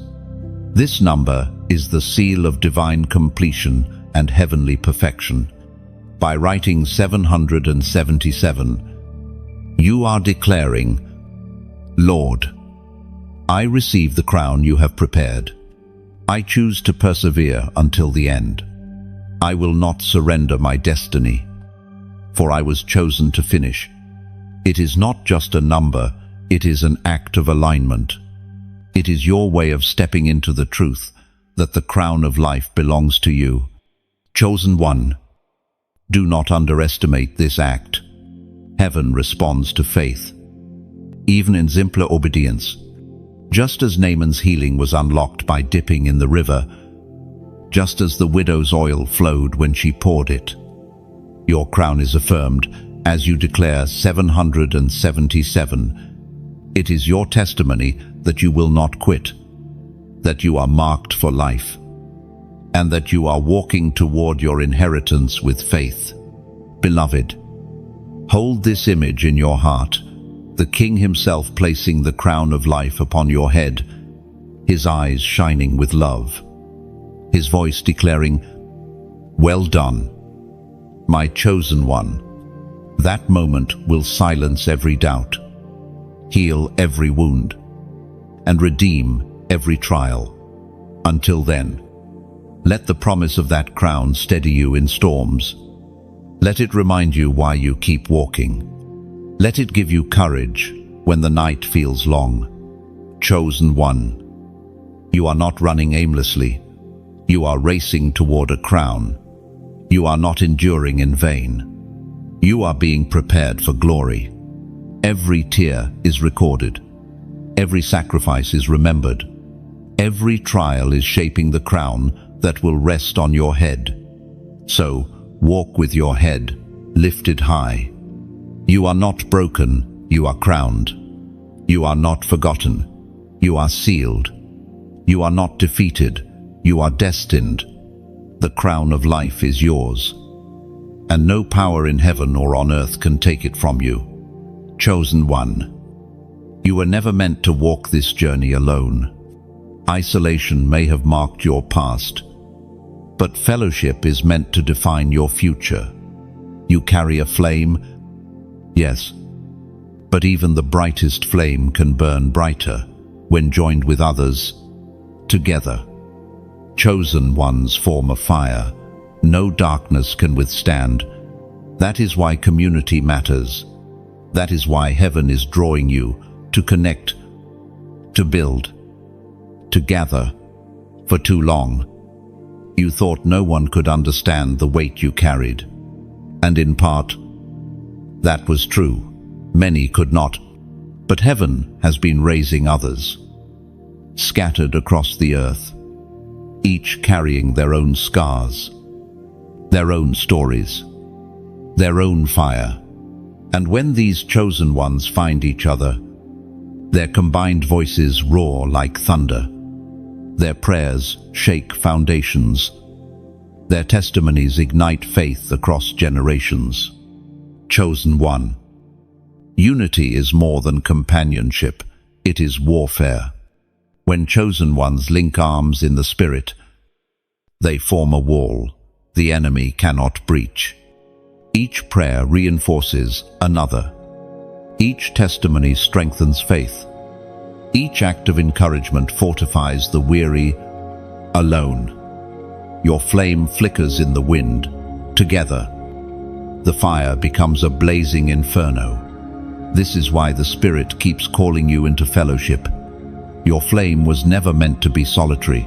It was destined to ignite others until an entire generation burns with holy passion. Think of the early disciples after the resurrection. They were fearful, uncertain, scattered, but when they gathered in the upper room, heaven descended. Tongues of fire rested on them. Boldness filled their hearts, and the world was never the same. That miracle was not given to one isolated soul, but to a company united in prayer. Chosen one. The same pattern is for you. Your greatest outpouring will not come in isolation, but in community, where your fire collides with others, and the Spirit is free to move mightily. Chosen one. Community also heals wounds. Where rejection scarred you, fellowship restores. Where betrayal cut deep, brotherhood mends. Where silence felt suffocating, voices of encouragement breathe life. The enemy hoped isolation would leave you bitter, but God is rewriting your story with belonging. You will discover brothers and sisters who recognize your light, who honor your scars, who celebrate your destiny. Together, you will build not on competition, but on compassion, not on jealousy, but on joy. This is the family heaven has chosen for you. And understand this, gathering is not only for you. Others are waiting for your fire, your encouragement, your voice. Someone is praying for a friend who understands, and you are the answer. Someone is desperate for hope, and your testimony will ignite it. Someone is on the verge of quitting, and your words will steady them. Chosen one. You are not just called to receive in community, you are called to give. And when you give, your flame grows brighter, your crown shines clearer, your destiny advances further. The Apostle reminds us in his letter to the Hebrews, chapter 10, verse 24 to 25, and let us consider how we may spur one another on toward love and good deeds, not giving up meeting together, as some are in the habit of doing, but encouraging one another, and all the more as you see the day approaching. Chosen one. This call to gather is not optional, it is essential. Your strength grows when joined with others. Your testimony sharpens when shared. Your endurance deepens when supported. Alone, you can fight. Yes, but together you can conquer. Alone, you shine. but together you blaze. The enemy knows this, which is why he fought so hard to isolate you, to convince you that you are forgotten, unwanted, or unworthy. But heaven breaks that lie. You are part of a divine family, scattered but united, chosen but connected. Do not underestimate the power of unity. One can chase 1,000, but two can chase 10,000. When chosen ones rise together, strongholds crumble, chains snap, atmospheres shift. What you cannot do alone becomes possible in the strength of community. Your voice is amplified when joined with others who are walking the same path of destiny. Chosen one. This message is not just for you, it is for the family of chosen ones across the earth. That is why I speak this with sincerity. If these words have touched your spirit, if you know you are part of this movement, then take a step to stay connected. Like this message, so that it reaches those still wandering in silence. Share it with someone who needs to know they are not forgotten. And subscribe, not out of routine, but because this stream of revelation is not meant to be a single spark. It is meant to be a constant fire in your life. When you engage, you are not just supporting, you are participating. You are joining a chorus of chosen ones who are saying together, "We will not stay silent. We will not stay scattered. We will rise as one." Every like, every share, every subscription becomes more than action. It becomes a declaration that you are part of the community. Heaven is building in this generation. Chosen one. Your voice matters. Your presence matters. You may think you are just one person, but heaven sees the ripple of your obedience. When you connect, when you stand in unity, the impact multiplies. Think of the early church, small groups gathered in homes, praying, breaking bread, encouraging one another. From those humble beginnings, the world was transformed. That same spirit is stirring now, and you are invited to be part of it. Do not hold back. Do not remain silent. Do not hide your flame. Bring it to the gathering, and watch how your fire ignites others. For in unity, the chosen will rise, and together they will shine brighter than ever before. So, walk boldly into connection. Beloved, you are not forgotten, not isolated, not alone. You are part of a divine family, and your place at the table is waiting. Chosen one. There is a river flowing from within you. Though at times you have felt dry and empty, that river is the Spirit of the living God, planted in your soul as a well that cannot run dry. Circumstances may have tried to dam it up. Pain may have tried to bury it. Doubt may have tried to silence it, but the river remains. And when it bursts forth, it will not only refresh you, but it will refresh everyone connected to your life. You have walked through deserts, seasons of thirst, times where you longed for even a drop of hope. You cried out, "Lord, is there anything left in me?" And the answer from heaven was, yes, because rivers do not depend on the surface. They are sustained by deep underground springs. In the same way, your spirit has been sustained by the eternal well of God's presence within you. Chosen one. Rivers are not meant to stay hidden beneath the earth. In due season, they burst forth, carving valleys, shaping landscapes, and leaving trails of life wherever they pass. Your story is the same. What has been hidden within you is about to emerge in power. The wells dug in secret, the prayers whispered in silence, the faith held in the dark, all of these are joining together into a mighty current. Soon, what once felt like a trickle will roar like a flood, and many will drink from what God has placed inside you. The river is also cleansing. Beloved, when it flows, it washes away residue of shame, bitterness, and fear that tried to cling to your soul. Just as fresh water pushes out stagnation, the Spirit within you pushes out every toxin of despair. Do not fear the cleansing. It is not loss. It is renewal.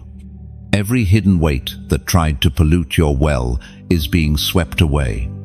What remains will be pure, fresh, and life-giving. A testimony that God does not just heal wounds, He transforms hearts into fountains. And remember this, rivers create abundance wherever they flow. Farmers plant along their banks. Cities rise near their streams, and creatures gather at their edge. In the same way, people will be drawn to the river within you. They will come not because of your effort, but because of your overflow. Your peace will attract the weary. Your joy will attract the broken. Your wisdom will attract the lost. Do not resist this. Embrace it. You were never meant to hoard the water. You were chosen to be a channel, carrying heaven's life to a thirsty world. Jesus Himself declared in the Gospel of John, chapter 7, verse 38, "Whoever believes in me, as Scripture has said, rivers of living water will flow from within them." Emily, chosen one, this is your reality. Rivers are not still, they move. They carve paths. They bring life wherever they flow. That is your calling. You are not a stagnant pond. You are a river meant to nourish dry ground, to awaken parched hearts, to revive weary souls. Everywhere you go, living water flows. Every word you speak carries refreshment. Every prayer you release carries power. This is why the enemy tried to convince you that you were empty. If you believed the lie of emptiness, you would never release the river. But the truth is, even in your lowest moments, the river was still inside you, waiting to break forth. It is not about your feelings, it is about His promise. And His promise declares that living water flows from within you. Chosen one. Rivers are meant to be released, not contained. Do not hold back your words, your testimony, your song. When you release what God has placed in you, others will drink, and their lives will be revived. You may think it is small, but to someone in the desert, even a drop feels like life itself. What seems ordinary to you is extraordinary to them, because it carries the breath of heaven. Think of Ezekiel's vision of the river flowing from the temple. At first, it was ankle deep, then knee deep, then waist deep, until it became a river too vast to cross. Everywhere that river flowed, life sprang forth. Dead waters were healed. Barren places bloomed. Trees bore fruit. That vision was not only about a temple in Jerusalem, it was about you. You are a temple of the living God, and the river flows from within you. Chosen one, it is time to believe this truth. The river is not dry. The well has not run out. The Spirit within you is abundant, overflowing, eternal. All you must do is let it flow. Open your mouth and speak. Open your heart and give. Open your hands and release. The river will not diminish, it will multiply. And now I ask you to seal this revelation with a declaration Write these words in the comments. Let it flow. No, just 3 words. But they carry power. When you type, let it flow, you are declaring, I will not dam up what God has placed within me. I will not hold back the living water. I will release the river of life to refresh the world around me. It is your agreement with heaven that the season of silence is over, and the season of overflow has begun. Do not underestimate this act. Simple obedience opens great doors. When you declare, let it flow, you are testifying to yourself, to heaven, and even to the enemy that you are no longer dry. You are alive. You are overflowing. You are chosen to release life. Chosen one. Imagine the impact. If every chosen one allowed their river to flow freely, families would be healed. Communities would be revived.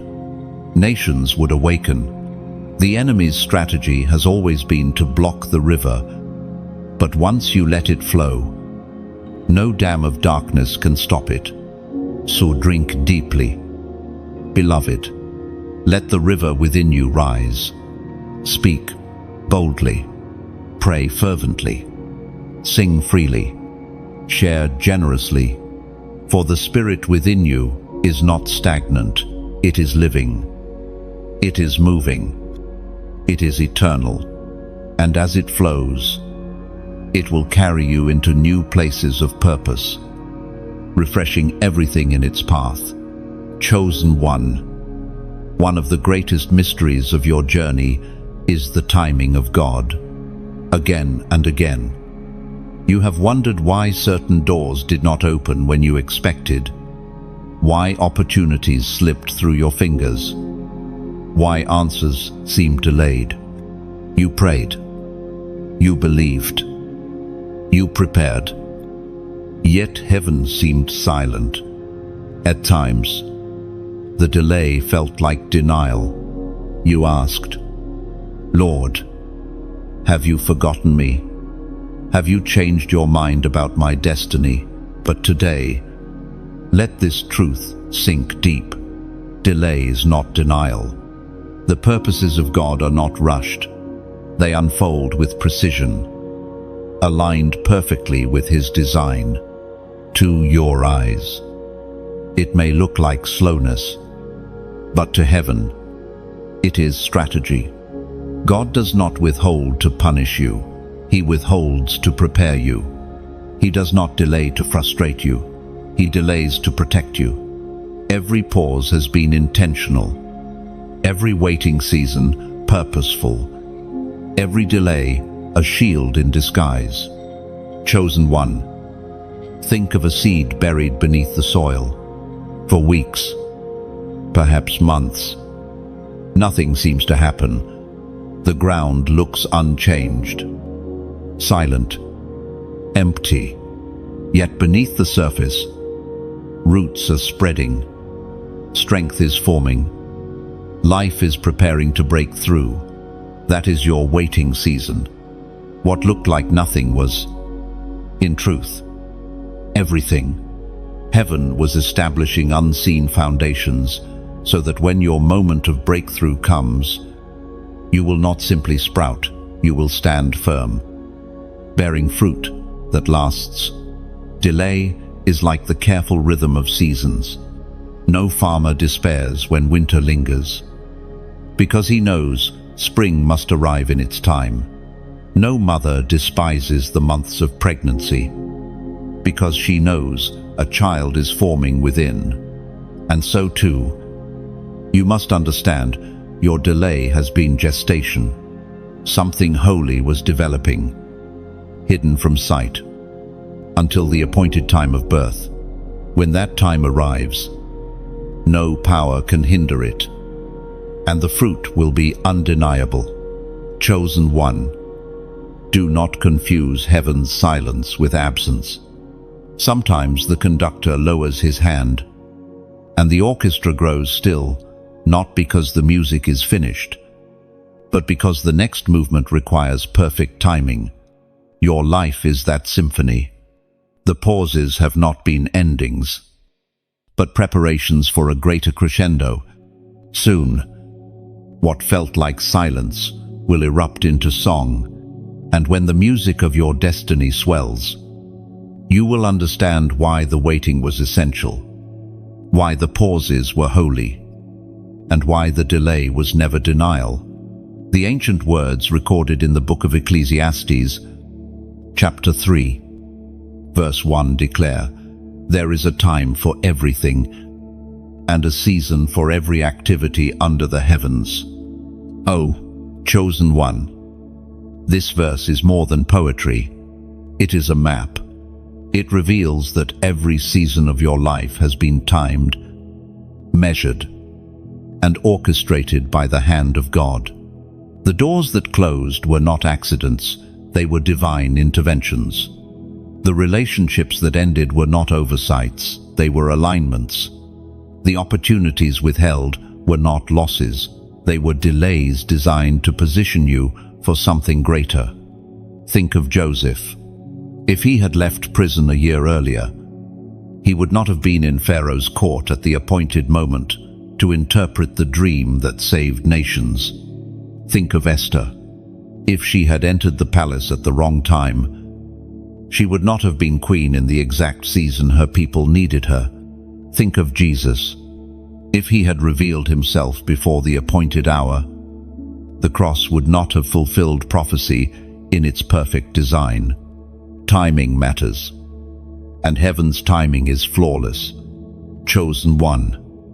Delays are often the soil where patience, humility, and endurance grow. While you wait, your roots deepen. While doors remain shut, your character is refined. While promises seem distant, your faith is stretched until it can carry the weight of fulfillment. If God gave you everything too soon, you would not have the capacity to hold it.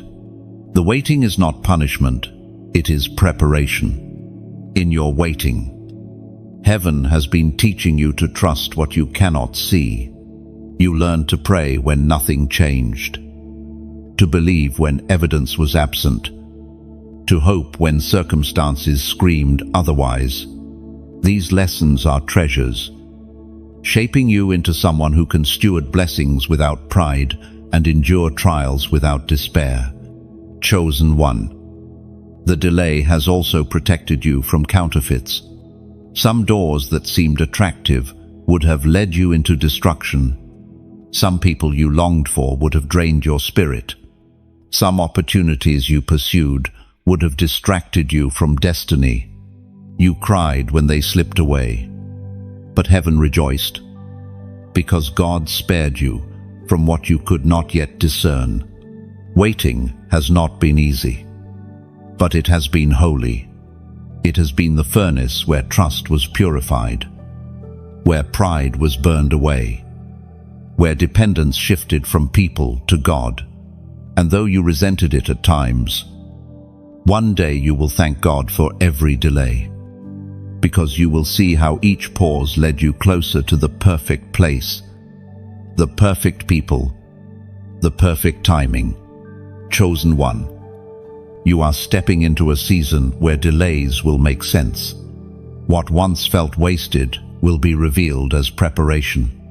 What once felt empty will overflow with purpose. You will look back and realize nothing was lost. Every moment, every detour, every delay was woven into a masterpiece of divine timing. Do not rush. Do not grow bitter. Do not compare your journey to others. Their timeline is not yours. Their season is not your season. You are walking a path uniquely designed, and every step has been written. Trust the timing. Trust the pauses. Trust the process. Chosen one. Remember this truth. The God who began your story will finish it. He is not late. He is not early. He is precise. And when the appointed time comes, no force in heaven or on earth will be able to stop what he has prepared for you. So, wait with hope. Beloved, wait with expectation. Wait, knowing that your waiting is not in vain. The crown is still ahead. The promise is still secure. The vision is still alive. And when it unfolds, you will say with certainty, the delay was worth it.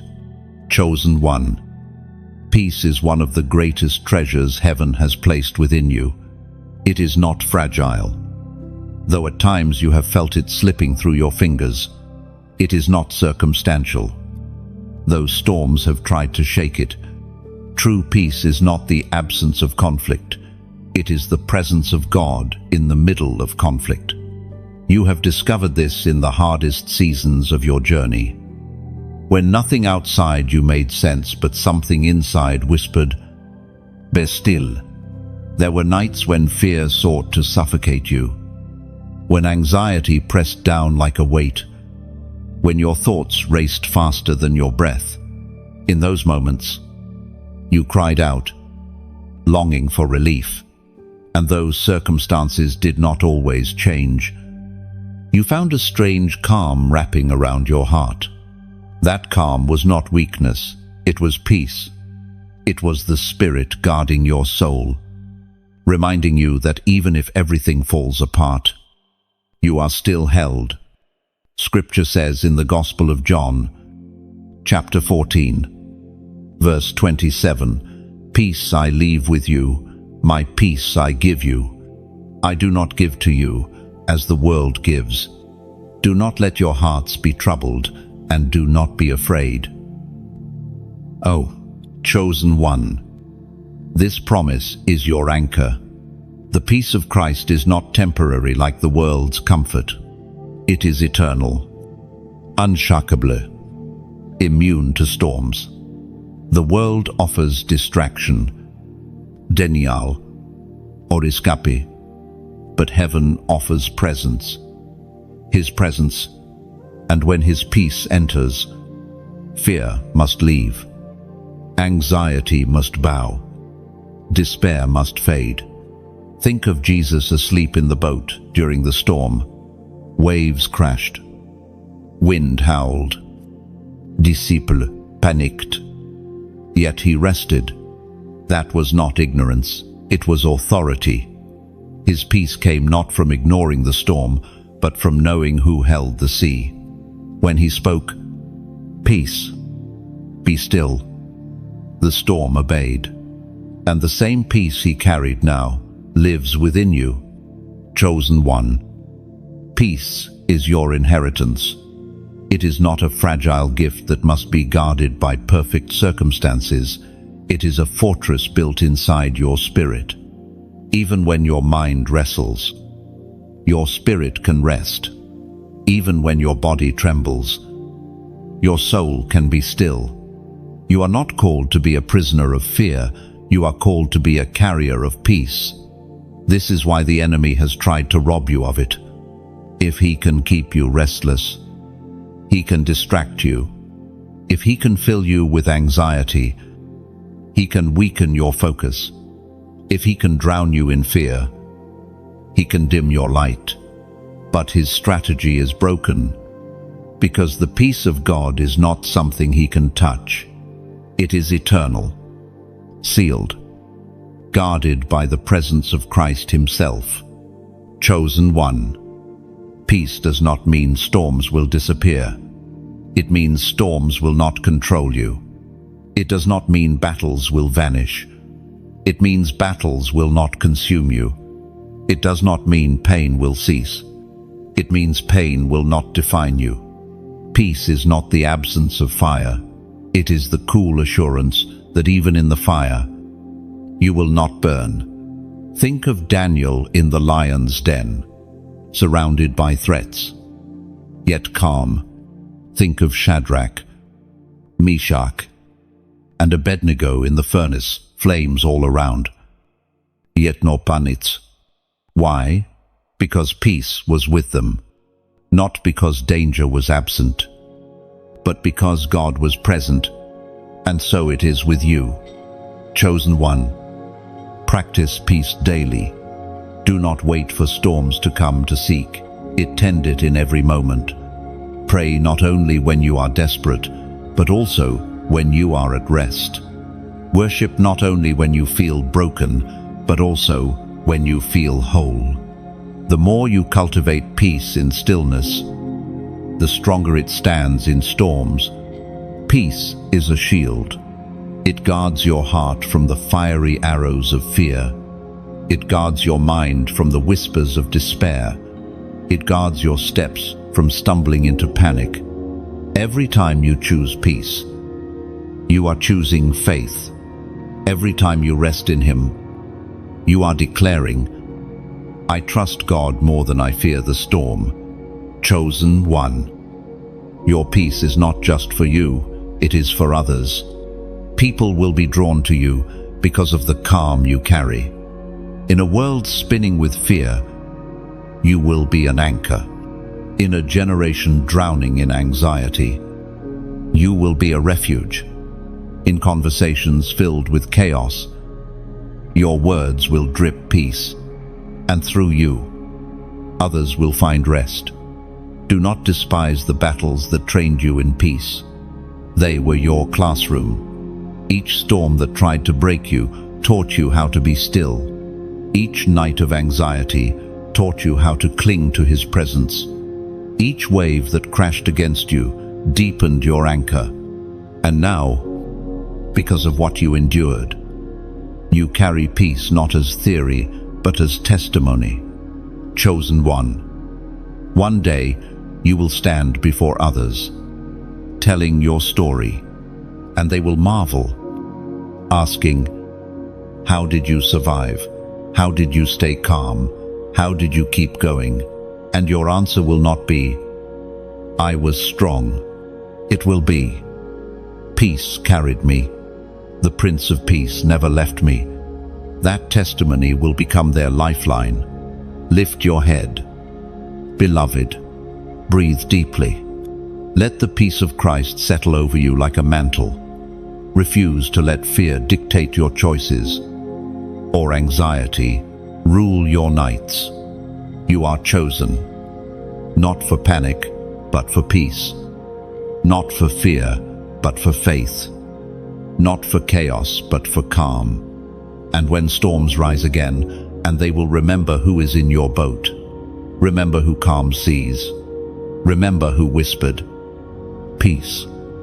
Be still, and let His peace, which surpasses all understanding, guard your heart and mind in every season. Chosen one. There is a strength inside you that you have yet to fully recognize.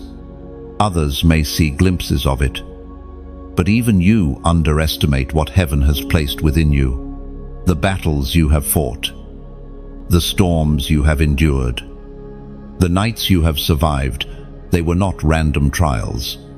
They were proving grounds, training your spirit, shaping your resilience, revealing your unshakable core. Strength does not always look like triumph. Sometimes it looks like trembling, yet choosing to stand. Sometimes it looks like crying, yet refusing to quit. Sometimes it looks like walking with scars, yet continuing the journey. And yet, every time you refused to bow to despair, you proved the strength of heaven that flows through you. Chosen one. Strength is often hidden until pressure reveals it. Just as gold must be tested in fire to prove its purity, your spirit was tested in affliction to reveal its resilience. Others may not have seen the weight you carried in silence, but heaven witnessed every step, every tear, every act of endurance. The strength forged in those unseen moments has become a shield around you. When future storms rise, you will not crumble, because you have already proven that even under fire, you remain unshaken and steadfast. Your strength is also prophetic. Beloved, it does not speak only of your past battles, but of victories yet to come. Every time you overcame despair, you were declaring to the future, I will endure again. Every time you refused to quit, you were setting a precedent. No storm can break me. Your strength is not just for survival, it is a message to generations after you. They will see your scars, hear your story, and find courage to stand when they would otherwise fall. Chosen one, do not underestimate the power of quiet strength. You may not roar loudly, you may not always be seen, but the authority of endurance rests on you. The enemy already knows you cannot be intimidated. He tried and failed. That is why your presence disrupts darkness. That is why your prayers shake atmospheres. That is why your steps carry weight. Heaven has branded your journey with resilience, and every trial you survived is proof that your strength is not borrowed from the world, it is birthed from eternity. We find in the book of Philippians, chapter 4, verse 13, I can do all things through Christ who gives me strength. Oh, chosen one. This verse is more than a motivational phrase, it is a lifeline. It declares that your strength does not come from willpower alone, but from Christ himself. When you felt like you had nothing left, it was his strength carrying you. When you thought you would collapse, it was his power sustaining you. When you wondered how you survived seasons that should have broken you, the answer was simple: Christ in you. Think of Paul, beaten, imprisoned, shipwrecked, betrayed, yet still declaring joy, still preaching truth, still enduring with faith. His strength was not natural, it was supernatural. The same Spirit that empowered him empowers you. You may feel weak, but heaven sees you as mighty. You may feel fragile, but you are fortified. You may feel ordinary, but you carry extraordinary strength. Chosen one. Strength is not only for survival, it is for assignment. The weight of destiny requires shoulders that can endure. The authority you will carry requires endurance that has been tested. That is why the refining has been so intense. Heaven has been proving you, not punishing you. Every trial has stretched your capacity. Every storm has built your resilience. Every valley has fortified your resolve. You may ask, why so much pain? Why so many battles? The answer is that your calling is weighty. The higher the crown, the heavier the cost. Heaven knew you needed more than shallow faith to endure. You needed a depth of strength forged in fire. And now you carry it not because you are unbreakable, but because you are upheld by the one who cannot be broken. Chosen one. Your strength is also a testimony to others. People will look at your story and wonder, how did you survive? How are you still standing? And in your answer, they will see Christ. Your scars will not point to your weakness, but to his strength. Your endurance will not glorify your willpower, but his power. Your survival will not exalt your ability, but his faithfulness. Think of David, standing before Goliath with nothing but a sling and faith. Others saw weakness, but heaven saw strength. Think of Esther, trembling before the king, yet choosing courage for the sake of her people. Others saw fragility, but heaven saw strength. Think of Jesus, beaten and bloodied on the cross, yet enduring until redemption was secured. Others saw defeat, but heaven saw victory. Chosen one. Strength does not mean you will never feel weak. It means you will never be overcome by weakness. It does not mean you will never feel afraid.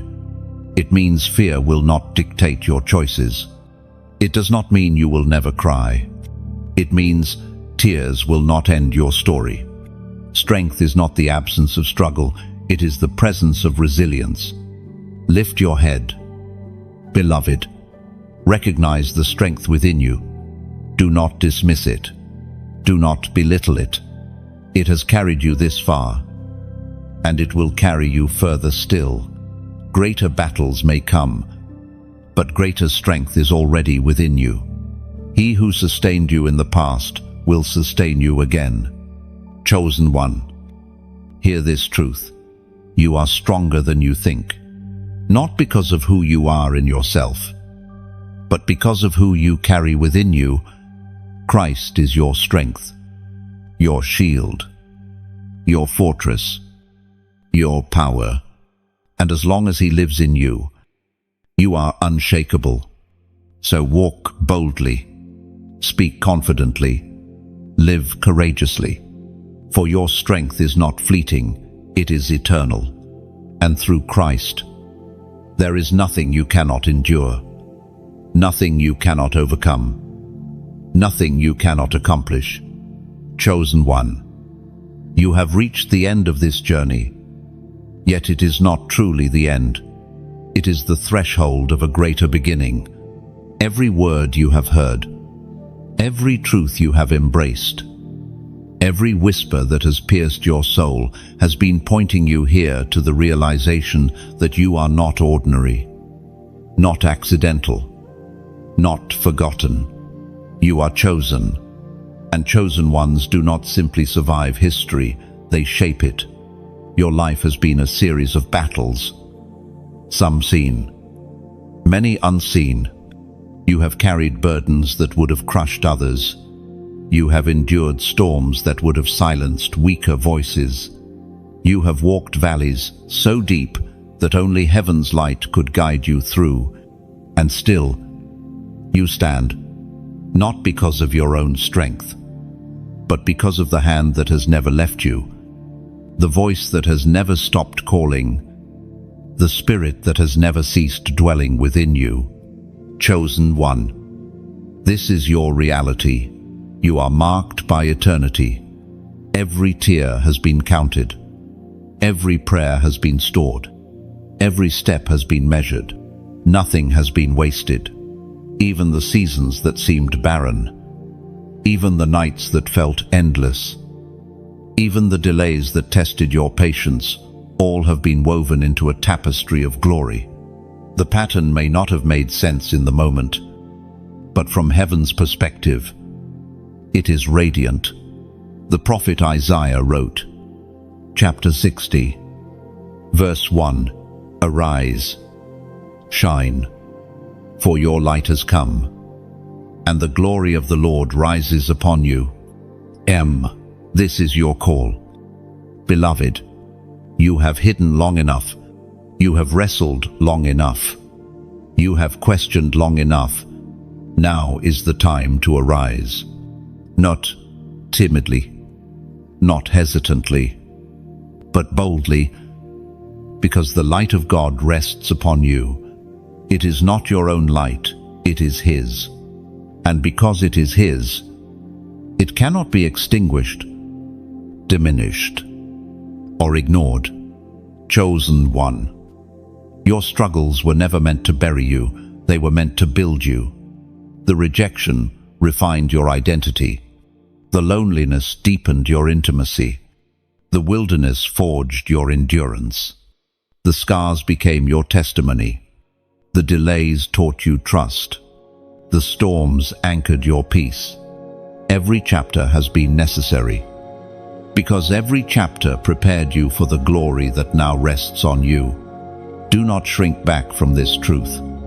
Darkness will try to intimidate you, whispering that you are unworthy, that your past disqualifies you, that your failures overshadow your calling. But lies crumble before truth, and the truth is this: you are crowned, you are chosen, you are called. You were always meant to be here. In this moment, ready to carry the fire of destiny into the world. Chosen one. The glory of the Lord upon you is not ornamental, it is functional. It is not for display, but for impact. It is meant to heal the brokenhearted through your words, to set captives free through your prayers, to ignite weary souls through your testimony. You carry answers for questions others have not yet spoken. You carry hope for hearts that have nearly given up. You carry fire for a generation that has grown cold. This is why the warfare against you was so fierce. The enemy saw the crown long before you did. He recognized the authority you were meant to walk in. He knew that once you awakened to your identity, his hold would break not only over you, but over those connected to you. That is why the battle raged. But the fact that you are still here, still breathing, still believing, is proof that the battle has already been won. Chosen one. It is time to walk with holy confidence. Lift your head high, not in pride, but in recognition of your identity. Walk into rooms knowing that light goes with you. Speak words knowing that heaven backs you. Pray prayers knowing that angels move at your command.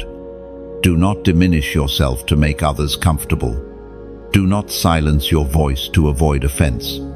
You were not created to blend in, you were created to shine. Your destiny is not small. It is not fragile. It is not uncertain. It is sealed, secure, unshakable. You are an heir of a kingdom that cannot be shaken. You are a torchbearer of light that cannot be extinguished. You are a vessel of glory that cannot be ignored. The world may not yet recognize you, but heaven does. And heaven is about to reveal what it has hidden. Chosen one. The journey does not end here. What lies ahead is greater than what lies behind. The best is not past, it is still to come. The glory you have tasted is only a fraction of the glory that awaits. The peace you have felt is only a whisper of the peace that is coming. The victories you have seen are only glimpses of the triumphs that are ahead. So, arise, shine, step forward into the fullness of who you are. The struggles did not break you, they built you. The delays did not disqualify you, they prepared you. The scars did not define you, they crowned you. And now, all of creation waits for the revealing of God's chosen ones. Chosen one. You are unstoppable, unshakable, unbreakable, not because of who you are in yourself, but because of who you carry within you. Christ is your strength, your crown, your glory, and as long as He lives, you will shine. Chosen one. Before you leave this moment, pause. Heaven has carried you through every word, every truth, every revelation released across this journey.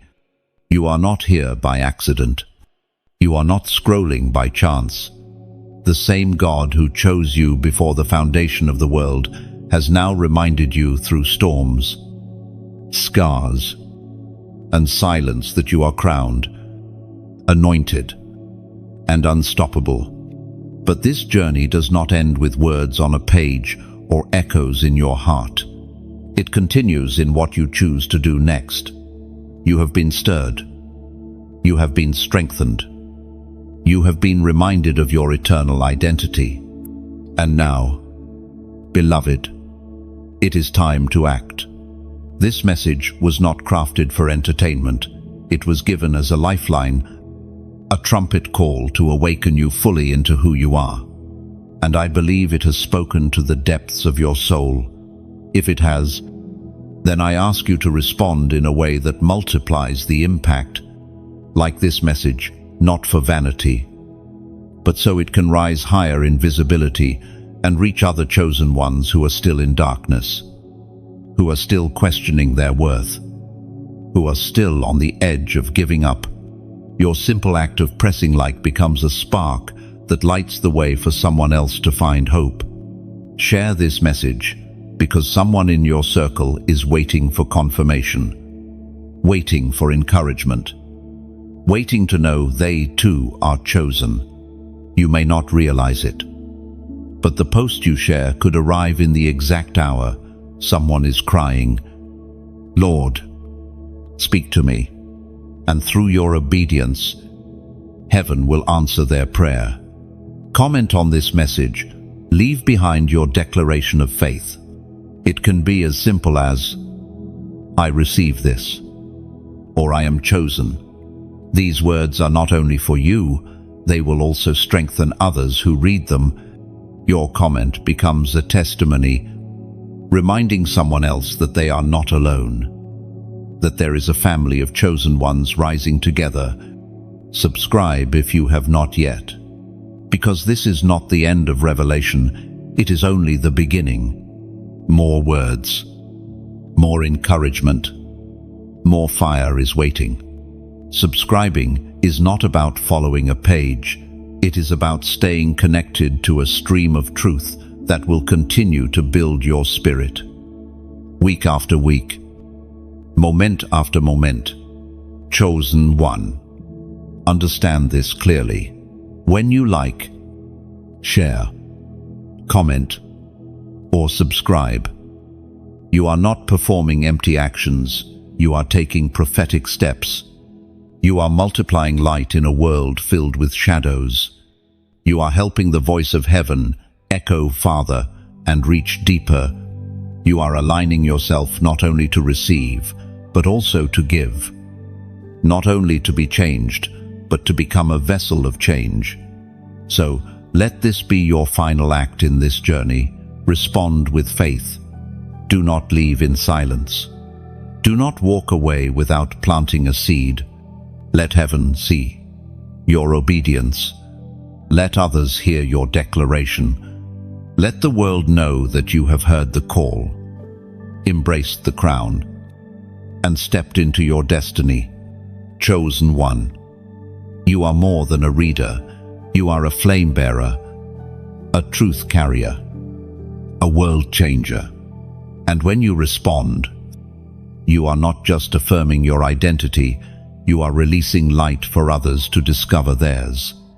Now, go forth boldly, shine brightly, and never forget, you are, and forever will be, God's chosen one.